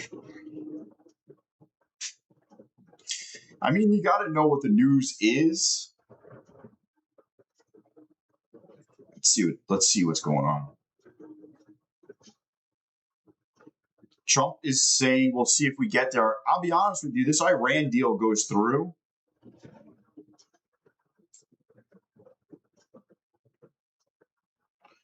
The problem is Trump is saying, like, we will hit them hard. It's our turn to. Trump on AI says that we're looking at controls.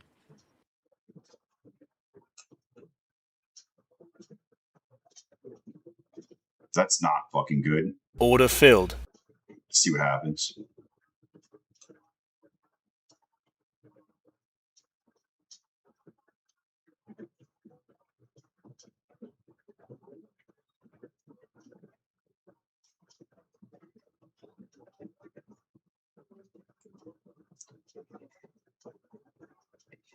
I wouldn't trade any funded account here until the end of the day. Just an FYI for anyone that's thinking about it. I would trade zero funded.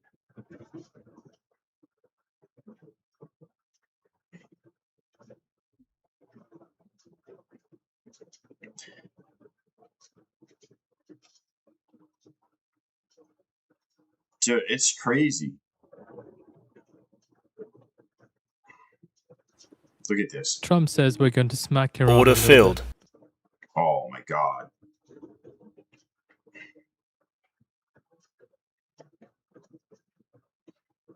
Did you hear that? Oh, I couldn't get out fast enough. Order filled.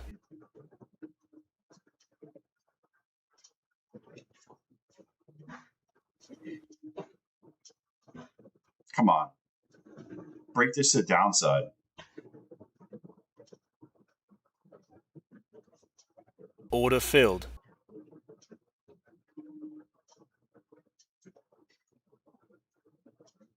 Order filled. Yeah, boy. Yo, he said he's going to smack. Yo, we're going to smack Iran a little bit. Jesus. Dude.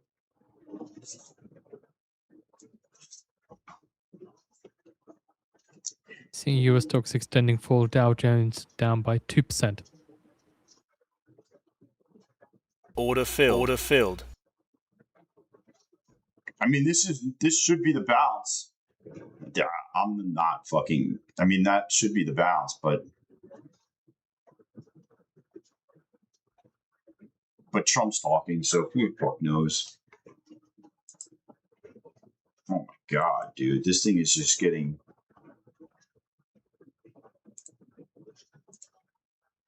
Trump praises Patriot missile systems.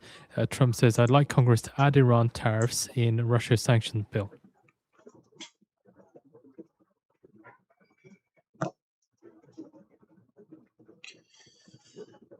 Yo, you know what's going to be crazy is earnings going to come out and we're going to go all the way back up. Yo, Meta is right at the close, by the way. I think Meta is right at the close. Yeah, it is.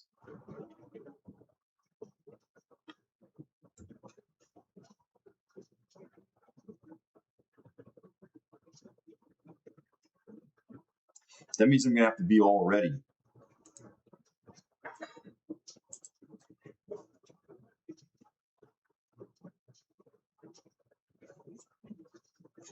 Well, it usually turns Trump around. on China says it would be very surprising if they gave Iran weapons. It usually turns around come, 2:30 or 3 o'clock when he's done talking. I mean, I didn't see it turning around like this. And this shit's crazy.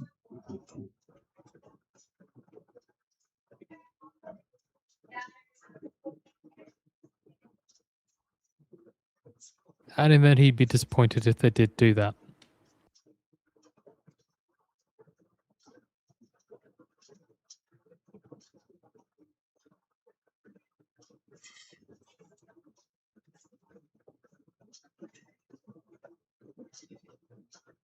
It's wild. I do think it's going to come back, but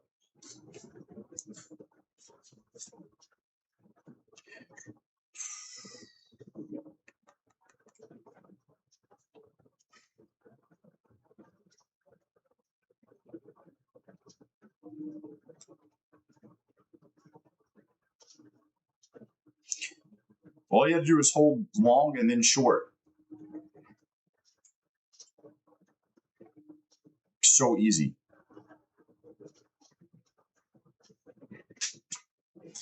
Dude, MOC should probably push it.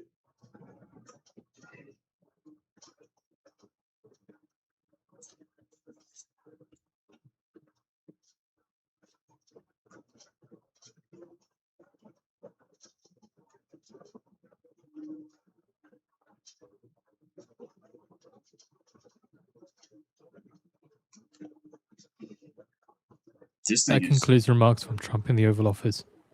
Thanks, Trump. Thank you.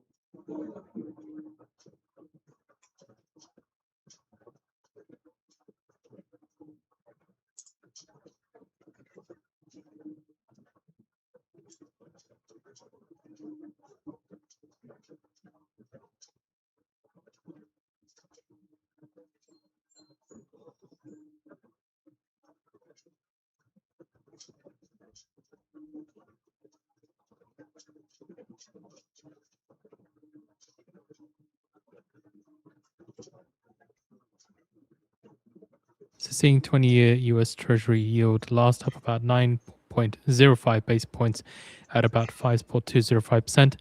A longer dated US Treasury yields climbed further ahead after the Fed meeting. Yield on 10-year Treasury note last up 5.7 base points at around 4.661%. This is going to come down. Order filled. I'm just in an eval. I just want to see if you lose 500.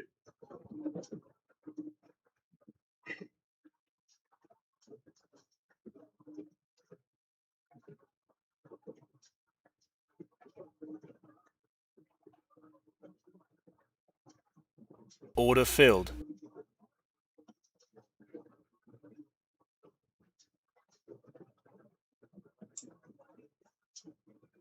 Nothing like Trump, dude. Just fucking completely fucked it. End of the day. I mean, what would look awesome is if they pull this back over the next couple minutes and we go back above 573. I would take this back up.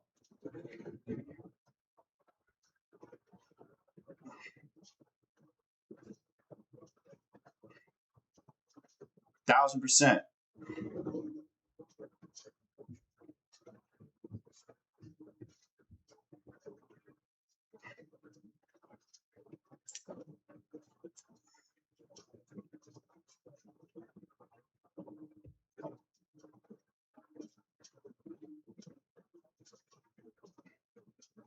But it's kind of like, you know, you're going to short this.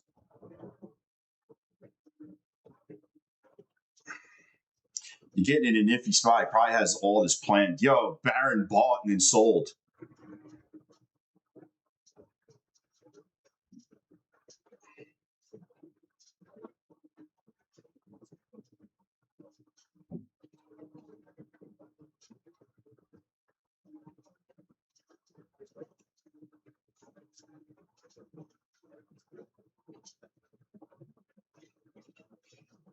Yo, this might go low a day here. Jeez.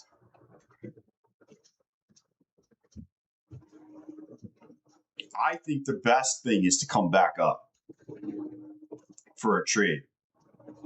Bro, earnings could pump this all the way back up to 800 or something.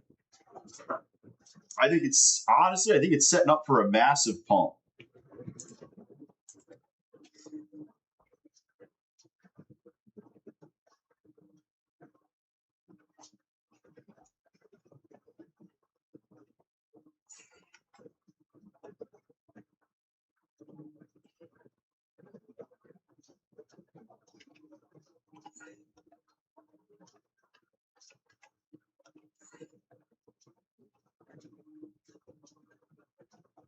Earnings are right at the bell.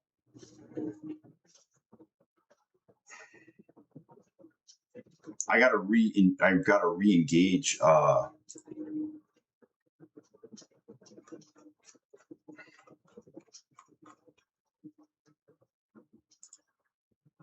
This is probably gonna drop off. I'll probably just have to 3, 4, 5. Probably gonna have to re-engage this shit.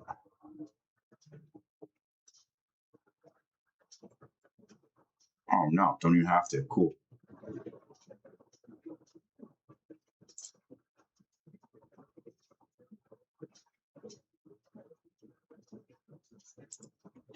So I'm gonna set up for freaking earnings, by the way.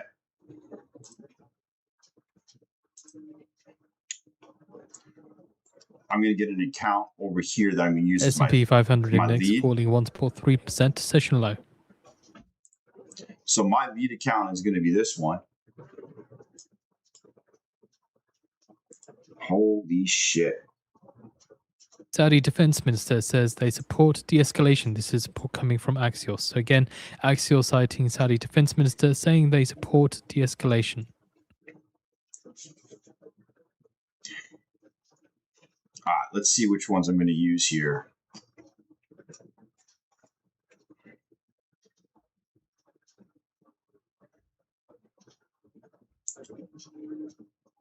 So from Axios' Ravid, Saudi Minister of Defense Khalid met Vance at the White House Wednesday and stressed that despite the joint US-Saudi strike on militias in Iraq and the kingdom still supports de-escalation with Iran, per sources familiar. 1416. So this is going to be a bracket trade, by the way. This is going to be a bracket trade on this screen. I'm going to need another screen.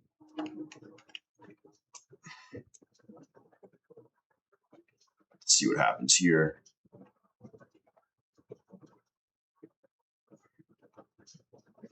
So this screen is not going to be a bracket trade. I'm going to buy early, only because I'll have more drawdown to play with. I'm just looking to see accounts that are completely fucked.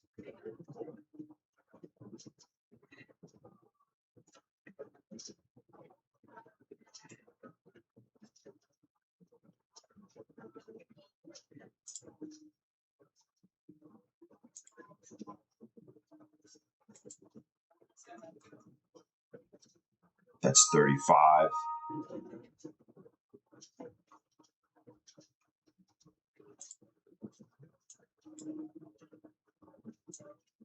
One minute to go now until we get the market and close imbalance data. Oh, I'm gonna follow this.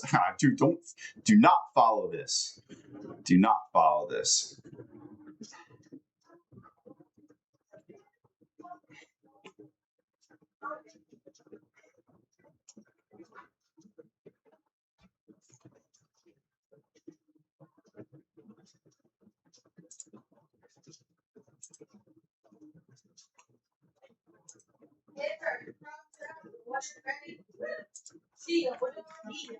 I'm looking to see what I got here for shit accounts that I can just write out.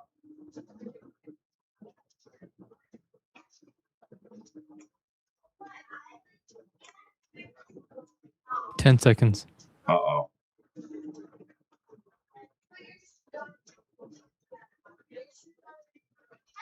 Damn.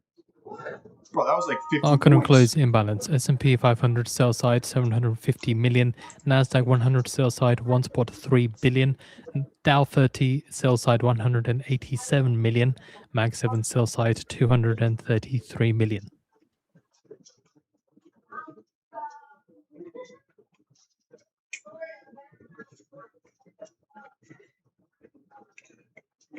I'm just looking. Basically, I'm just going to clean up all these fucking gross accounts. So a reminder, in about 10 minutes time, we get earnings from Meta and also Qualcomm at the top of the hour. Meta reporting their Q2 2026 earnings. EPS estimate of $7.15. Revenue estimate of $60.24 billion. Qualcomm EPS estimate of $2.22. Revenue estimate of $9.62 billion, and they'll be reporting Q3. Yeah, it's QCOM and Meta. Meta's the one you want to play.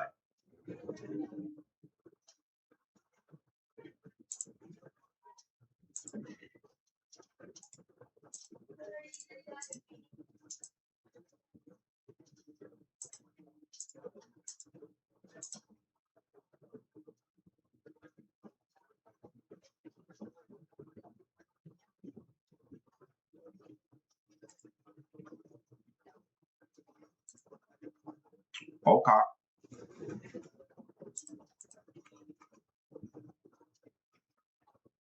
So I basically got a bunch of shit to clean up here on this screen. And then I can't get in early because I'll be honest with you, I really can't get in early because if they report like 2 minutes later, this shit can really fucking swing.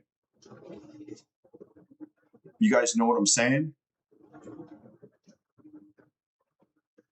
How do you play earnings? Dude, I don't know. Hold on, I got my freaking wife home. Yo, Hisma. That I know you're a bot with like 8 other names. We already know this. You botting? Hold on 1 second. Hold on 1 second.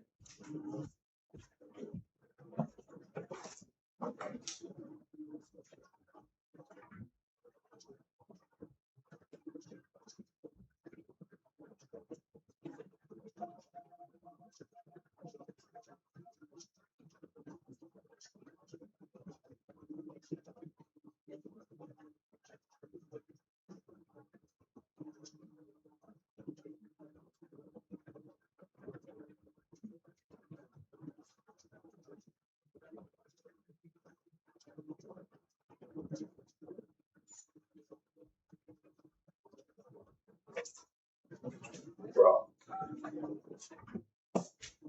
Fucking alarm won't stop fucking beeping. All right, let's roll. All right, who's ready? Who is ready? Yo, Big Weenie, what up? Yo, we hit 100 people in here. We're close. You are not a bot. Dude, you have like 8 names. We all know the names. Every single time we know the names. It's you, Dream H. I can go through them. Resilient Trader. It's all the same person. I know it's the same. Patient Pays.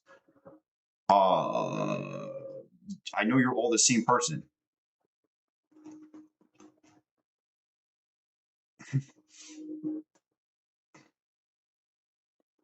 How do I know? I'm not going to tell you how I know, but I know.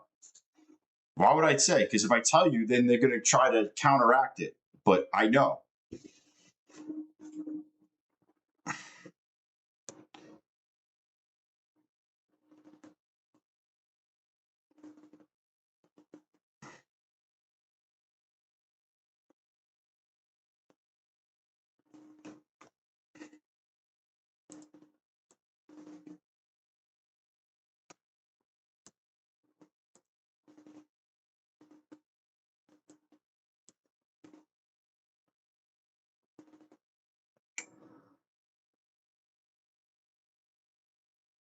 Oh my God.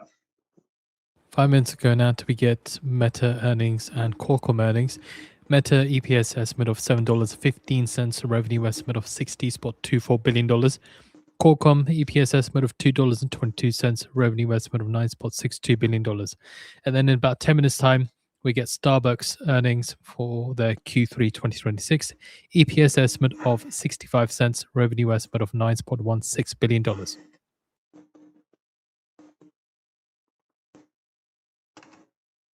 No one cares Saudi about Arabia Starbucks. is seeking to build international coalition to protect the Red Sea shipping from Houthi attacks, according to 2 people familiar with the deliberations. Nasdaq falling 10% below June 1st intraday record high. Also, according to 2 people familiar with the deliberations, the exact makeup of the coalition is not yet clear and is still being discussed with dozens of nations. Dude, all I know is if they rip this, they're going to crush shorts. They're going to absolutely crush the shorts. How do you set that news? It's through a third party.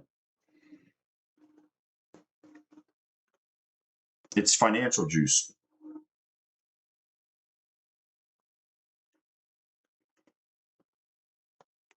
What up, Fred? We'll do the Take Profit Trader giveaway after earnings, obviously. I want to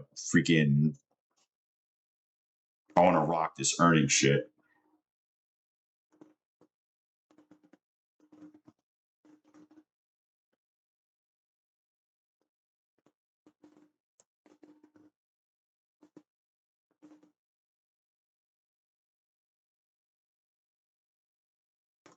See, I got all these shit PA accounts that I've been kind of saving around.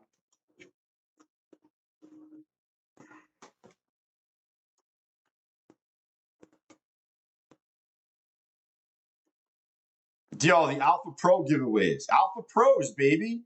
All day. The X giveaway? Yeah, you have like 5 minutes to go to. Here you go.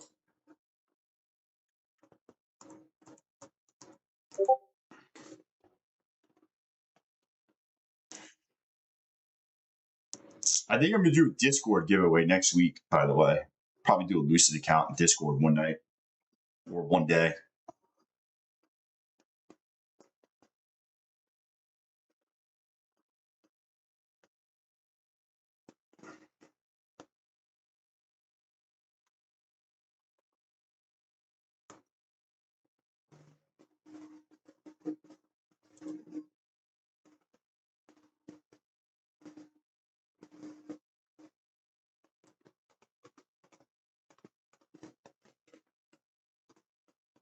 For all the real Cove heads in Discord, probably.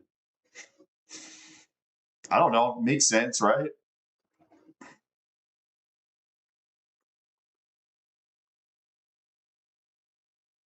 Holy shit. That's all I need is just that amount.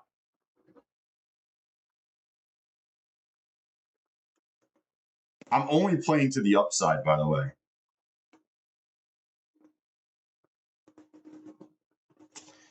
Dude, this earnings is super risky, Chris. I'm using a bunch of accounts that have small drawdown. Look, all these PA accounts that I've been saving around have like no drawdown.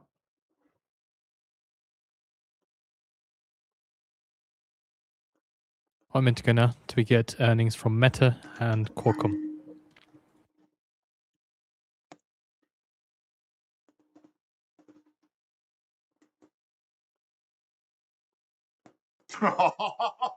Bro, whatever happens, happens. I'm using all shit accounts, just an FYI.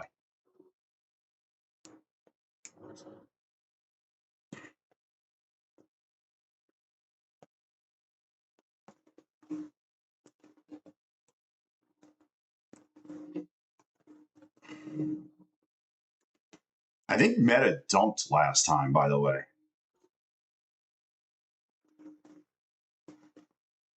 Holy shit. Meta's only at 10 seconds. 85, so.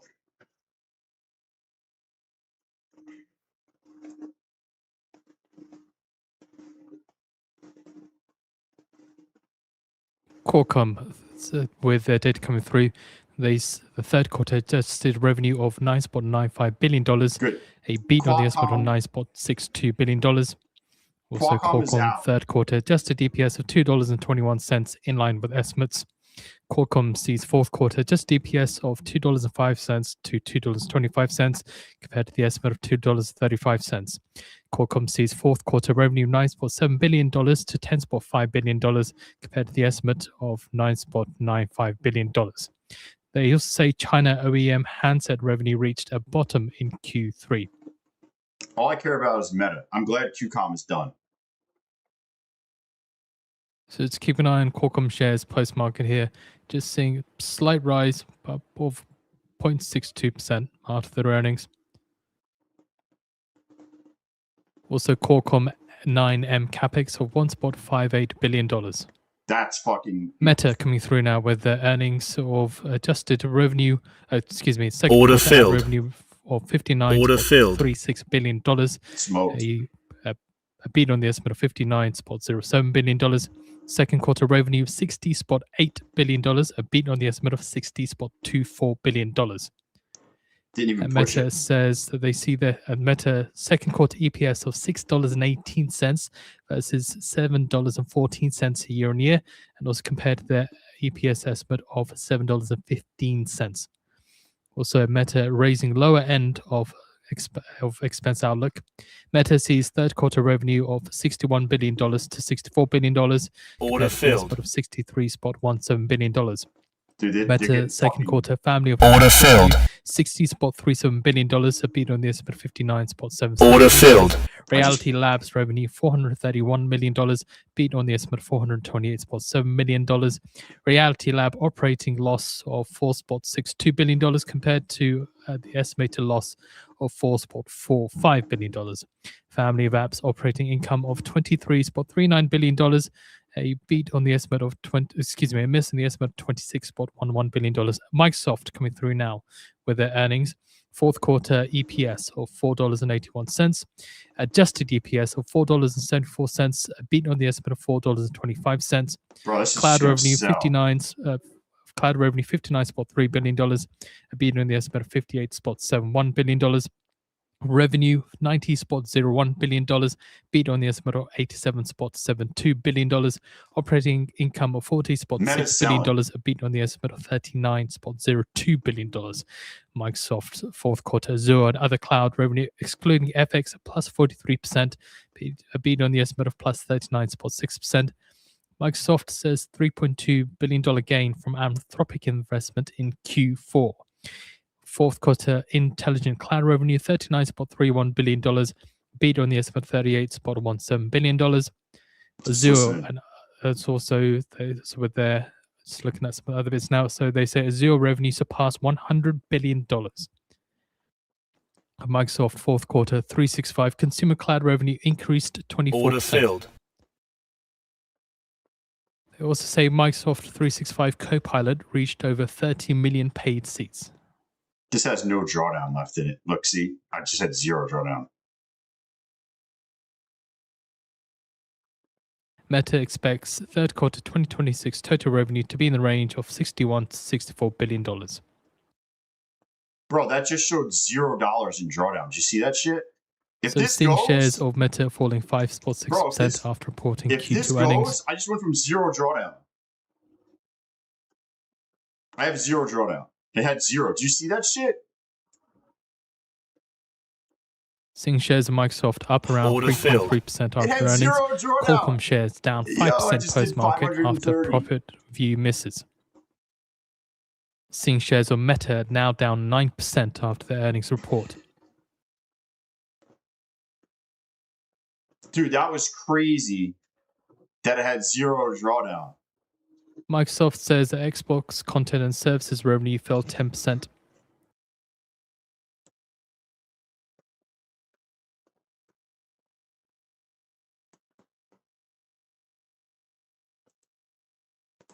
Dude, that was wild. That was wild west. Qualcomm also sees fourth quarter revenue between $9.7 billion to $10.5 billion compared to the estimate of $9.95 billion.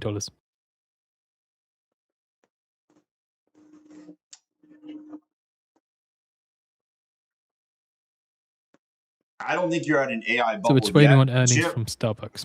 Because they haven't even started. The EPS estimate is 65 cents, revenue estimate of $9.16 billion. The peak of AI hasn't even come about. Like they have yet to put AI into a physical form. Microsoft fourth quarter capex of $35.8 billion compared to the estimate of $35.22 billion. Fourth quarter capex, including leases of $41 billion compared to the estimate of $42.05 billion. Starbucks, with their earnings coming through now, they see third quarter net revenue $9.3 billion, like beating the estimate of $9.16 billion. Isn't even close to being third done quarter yet. comp sales of plus 7.9%, beating on the estimate of plus 5.73%. They also raised their fiscal year guidance for 2026. I think it could be a bubble, but we're just not at the. Starbucks sees year global comp sales growing near 6%. They haven't even started using robots Starbucks yet. third quarter adjusted DPS of 85 cents, beating on the estimate of 65 cents. And they see fourth quarter US comp sales at least plus 6.5%, beating on the estimate of plus 4.81%. Order filled. Also, Starbucks third quarter adjusted operating margin of 14.4%. Order filled. A beat on the estimate of 11.9%. I need to do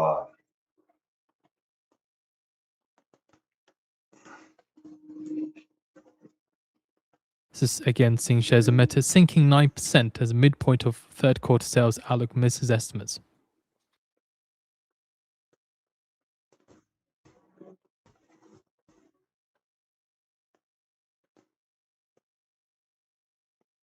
Also, just some other little tidbits from Meta. Meta's quarter included $1.18 billion severance expenses on May job cuts.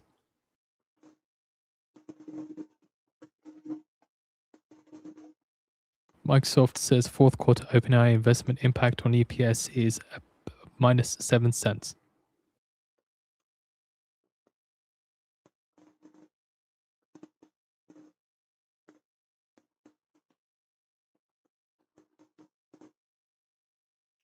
Damn.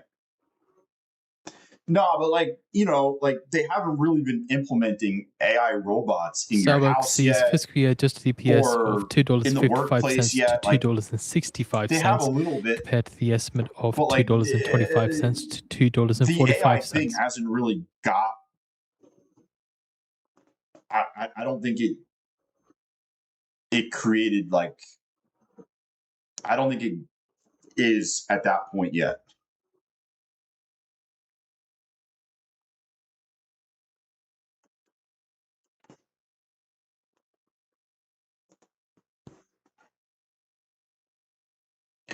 Nah, in the 15-second, nah.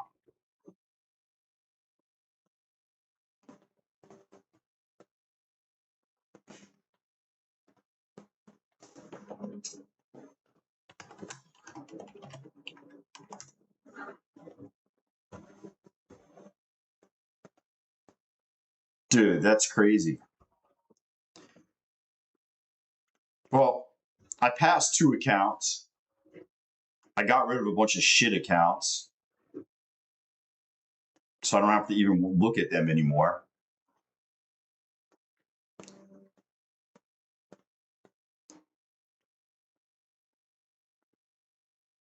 I'm going to take a payout.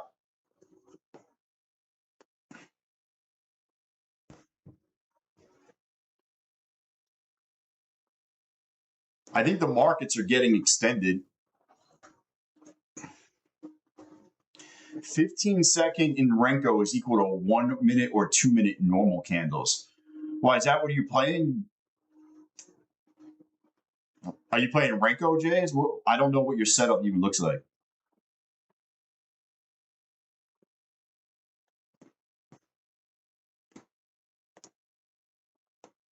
What's the setup look like? Oh, man, guys. Oh, baby. Everybody have a good time today? I'll tell you what, actual trading today was pretty good. Actual trading was pretty good.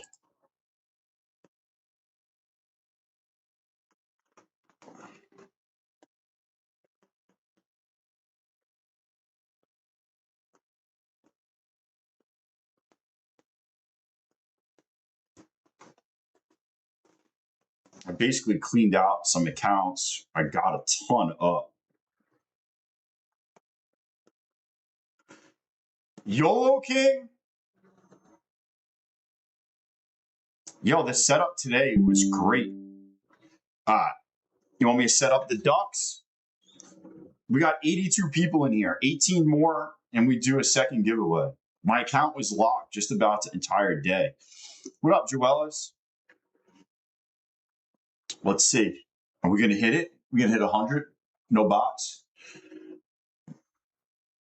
No bots. All right. I'm going to set the ducks up right now.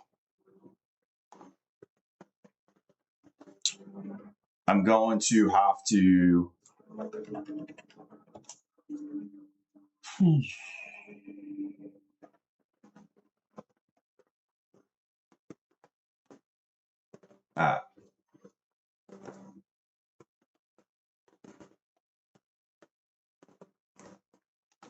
I need Claude to give me my my names so I could. So what we're going to do is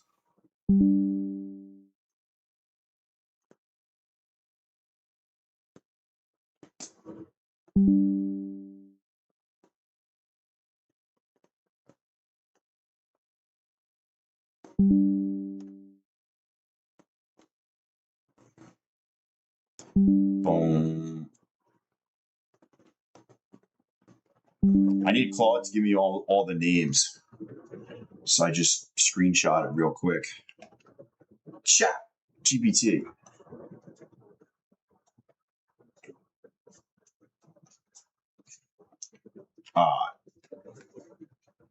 Need them to give me all my unique names. Give me a list of all the names.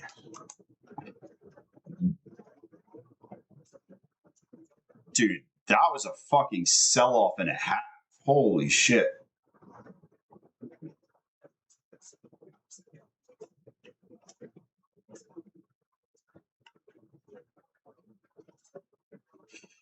got zucked. I think it's good for the market, to be honest with you.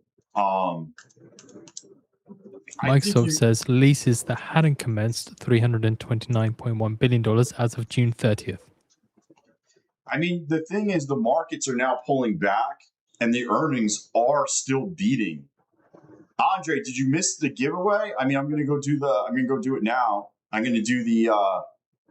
These are the Twitter names first, and then we're gonna do stream names, and then we'll see who actually wins it. By the way, before I get into it, if you're not subscribed and you win, you will not win. So make sure to subscribe below. I will check. Don't be the guy that loses because he's not subscribed.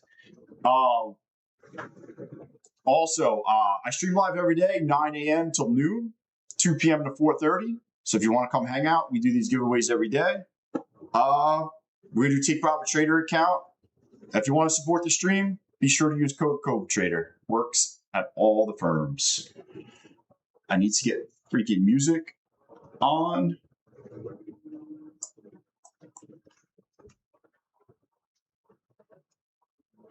Where is...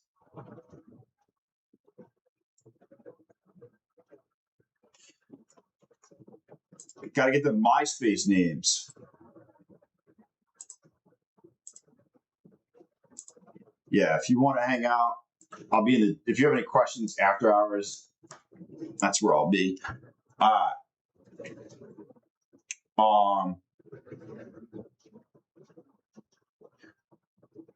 Wow, Microsoft said leases that haven't commenced.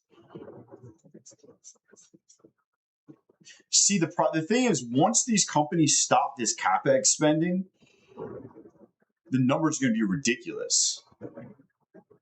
Just throwing it out there. That's going to be the next push up, probably. All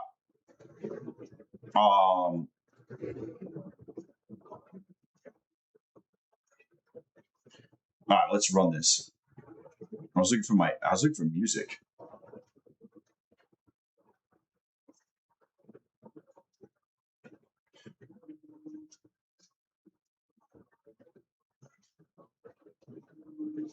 Oh no. Not like this. Sean C. Dude, I'm watching it. I mean, the numbers are great. I like big stops, I don't pretend.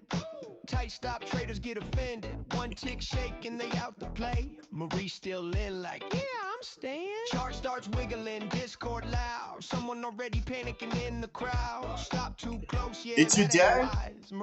We shall see. Weekends cry. Chat moving fast, Mod say chill. Someone posting nonsense against their will. Cove reads a message, leans back slow. Bruh, why would you even type that though? Laughs a little, tries to refocus. Well, that just ruined mail. Who do we got? Focus. Whole chat broken, stream derailed. Sean C smiling. This is going great. Marie likes big stops, and she cannot lie. Wicks get wild, she's still inside. When the market chops and the setup's dry, she wise that stop, let the trade decide. Yeah, Marie likes big stops, and she cannot lie. I've never won. And that's why. Fuck yeah, I'm gonna see if I win. Cash now, somebody tweet something. Save us somehow. Hell yeah, I'm gonna see if I win. Discord praying for volatility rain. Someone types it. Everyone knows market don't go. I'll win my own race, bro. This is Twitter. No filter now, bro. I need Trump to fucking tweet something bad right now. Chat explodes. Nobody learns. Marie's still holding while the market turns. Marie likes big stops, and she cannot lie. That extra remember, if you win on Twitter, you gotta message me from your Twitter name.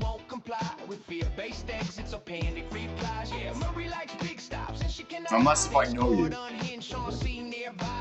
the song's stuck in your head all day, that's on him. We tried to say no, okay? This was unnecessary. This was avoidable.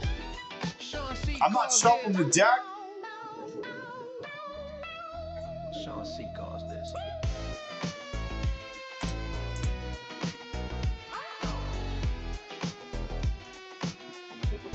Marie still likes big stops.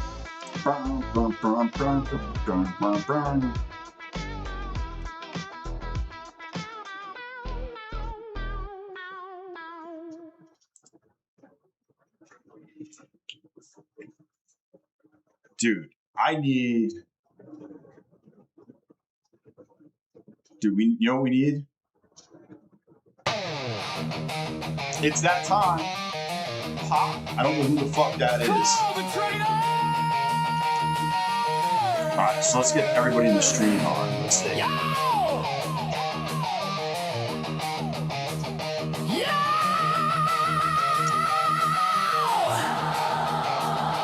Fire it up!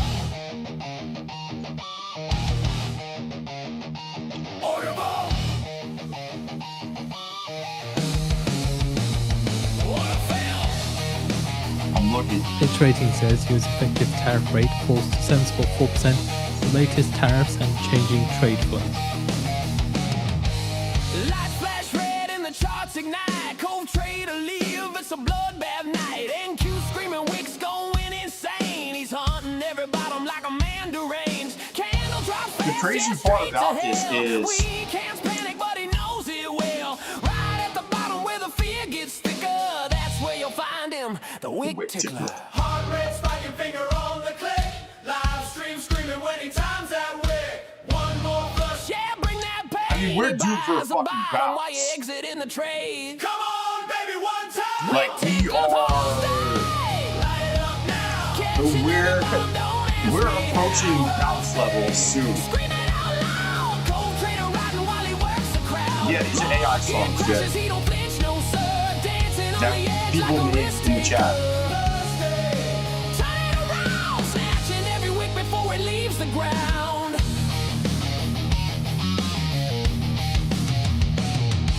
Screens glow hot like a backstage fight. Disco going feral on a Thursday night. Yo, another one past, they scream while Cove keeps stacking like a cash machine. Price dips lower, yeah, fake out zone. Everybody bailing, saying, man, I'm gone. But he leans in close with a devilish grin. Watch this bounce, then he dives right in. Cool, better fucking get J Styles. Voltage rising, candle snap. Every tick hitting like a heart attack. He lives for the wick where the stops all die. That's where legends Take a look at the market around 40 US session. Stocks closed substantially lower as concerns by inflation drove longer-term bond yields to nearly the two-decade high after the Fed kept interest rates unchanged despite rebounding oil prices.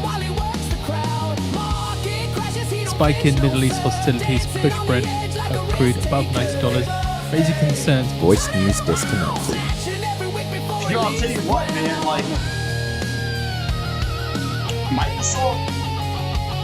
Microsoft beat Meta. Revenue was in line, EPS was low.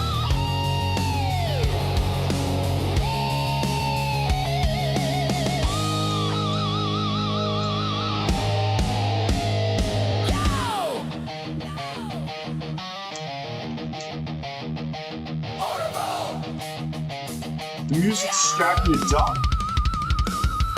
Sideways chop trying to kill the vibe, but he's still lurking where the bottoms hide. Fear in the market, blood in the street. That's where the Wick tickler eats. We do this every day. Come on, baby, one time. Wick tickler Thursday. Light it up now. Catching every bottom, don't ask me how. Scream it out loud. Cove Trader king with a reckless crowd. Let's see. Let's see who's gonna win this one. Snatching every wick before it hits the ground. On a fall. Yeah. Wick tickler Thursday. Hold on 1 second. I gotta set this up. Cove Trader. Oh. What the fuck?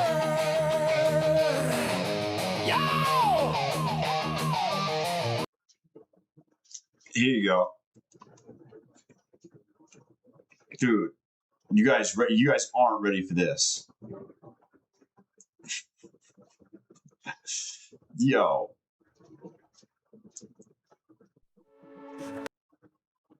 I'm a trading deck, kid spinning the wheel, chasing the charts for the ultimate deal. Yeah. Who's gonna win, Doesn't baby? burn no fire Who's gonna in win? me. Only numbers light my ecstasy.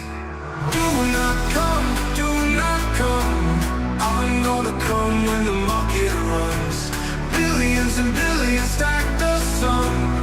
Life's a race and I've already won. Dark races running with coupon codes. Cove Trader, secret unlocks the load. Fortunes flip on a dime. They say I double down and live for today. Do not come, do not come. I'm gonna come when the market runs. Billions and billions stack the sum. Life's a race and I've already won.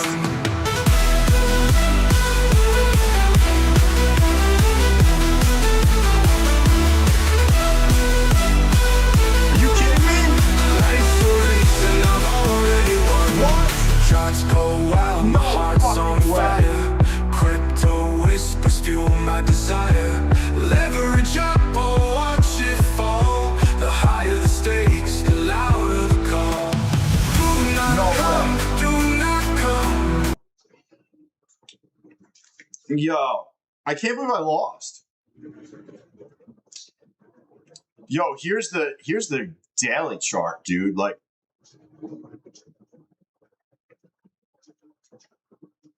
I'm not saying it has to bounce, but you know, I think we're going to come down to 26,400.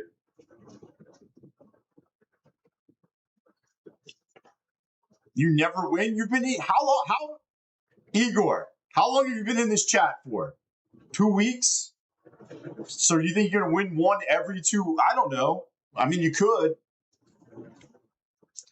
But if one person, I told you, more people will win. If we go over 100 in the chat, there'll be more accounts to be given away. We hit 82.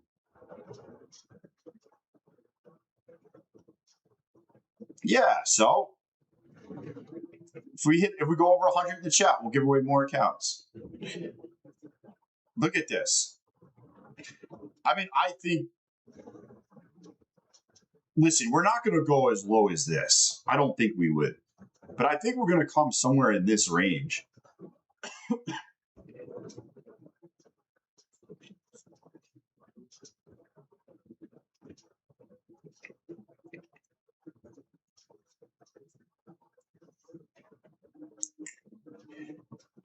I mean, we're down a bunch. I mean, look at from the top.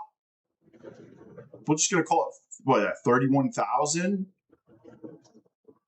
I mean, you're almost down 4,000 points. It's a big fucking drop. 4,000 points since, I don't know, June? In 6 weeks? In 6 weeks, we're down 4,000 points. I mean, at some point, it's a good spot to grab some stocks or options, whatever you guys do.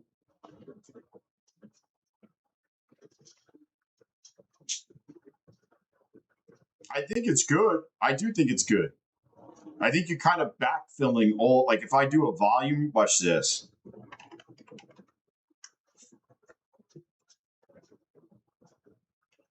Volume. I think it's kind of,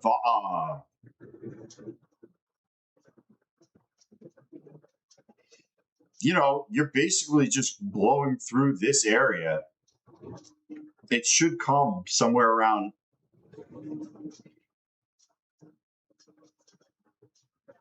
That's kind of what I'm thinking.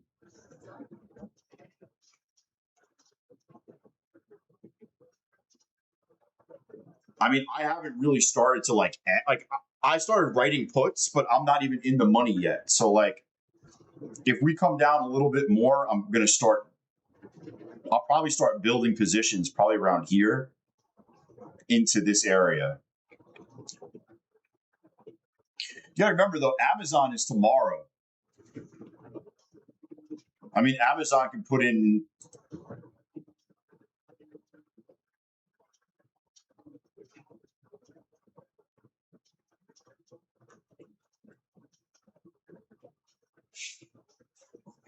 Amazon can put in some serious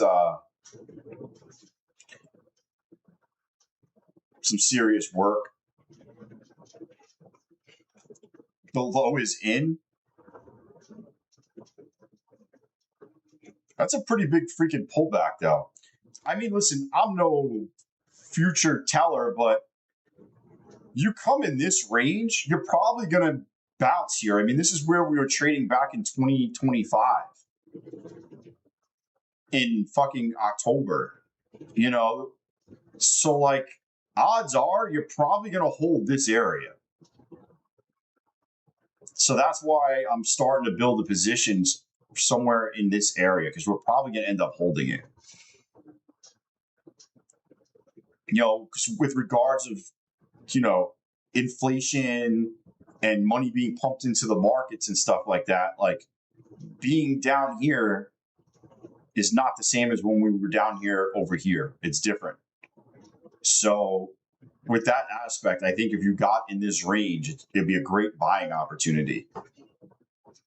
You know, you were just at 31,000, you know, you start buying in 25, 24, 26. Like, to me, it kind of makes sense to start writing puts, but we'll see what happens.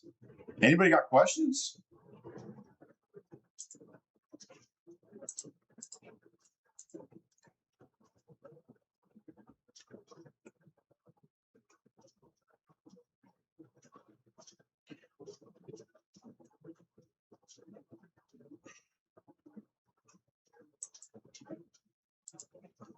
Oh, man. It's crazy, though. Let's see what, I'm just curious.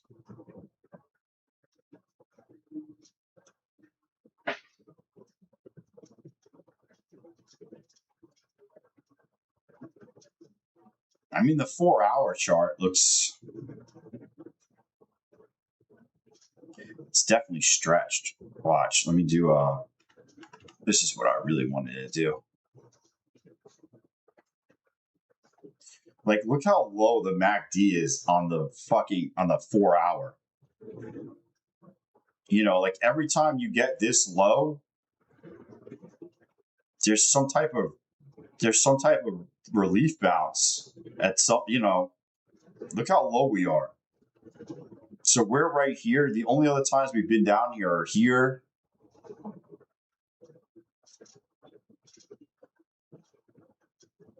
I mean, we kind of get around these levels near a bottom.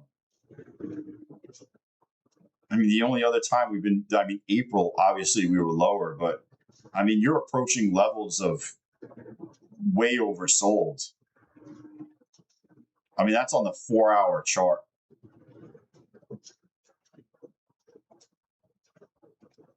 You know, on the daily chart, you're starting to get pretty fucking low also. Look at where the blue line is. Blue line is, last time we were there was in April.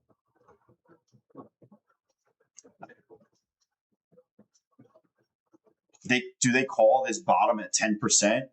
I don't know. I mean, I'm just saying, like, we're probably due for some type of relief bounce.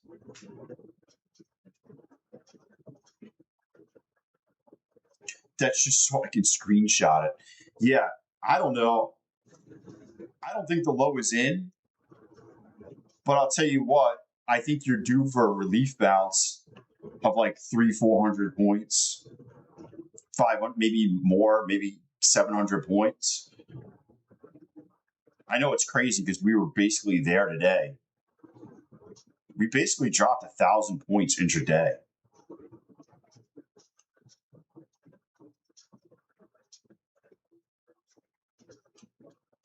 Dude, we basically dropped 1,000 points. What did we drop? 900 points in the last fucking hour of the day. Dude, we dropped 900 points in the last hour of the day. I know people could be bearish. The odds are we're going to make some of this back up.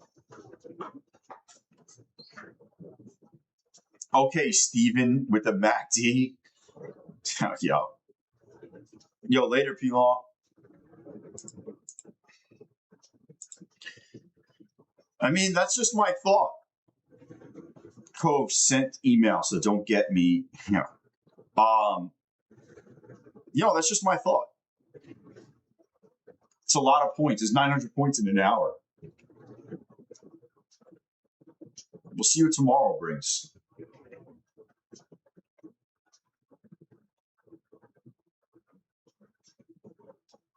Just look at MU. Where's MU at? It's down $10 after hours.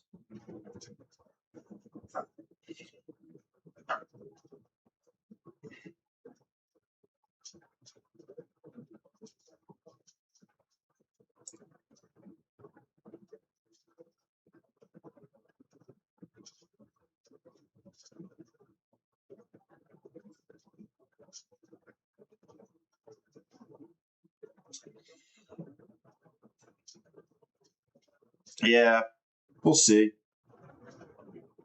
We shall see. I think MU is getting interesting. I think MU is getting interesting around here.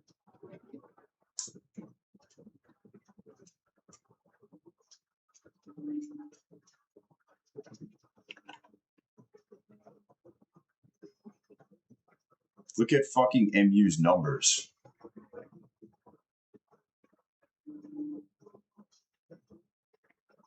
Bro, MU's numbers are going bananas.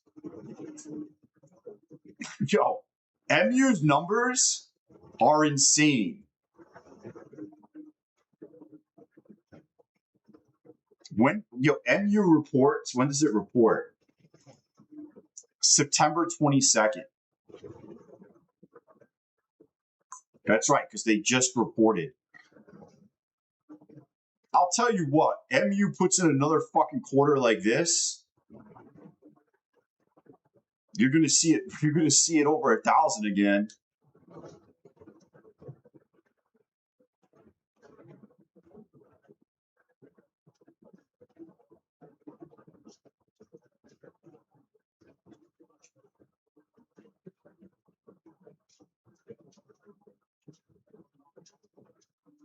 Yo, the PE ratio isn't even fucking high. Look, the PE ratio is 18. And that's with the price at 820. Now that it's at 720,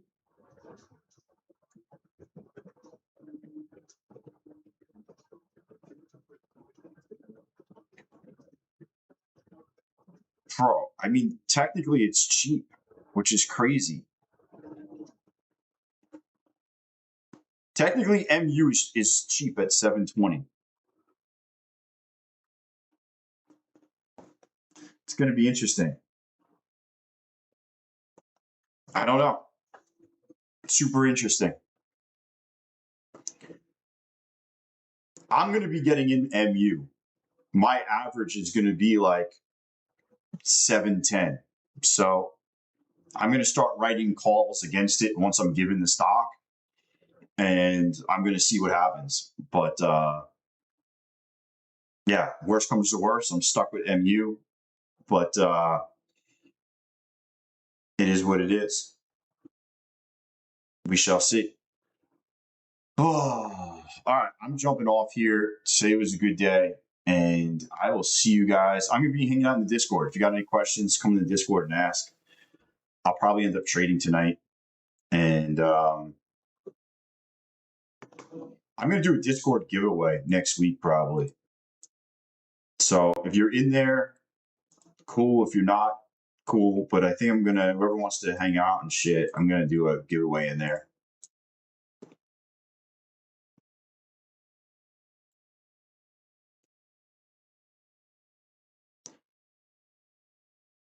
Oh, I don't know. I want it to be fun. I don't know what I'm going to do, though. I want it to be fun. Something fun. All right, I'm out.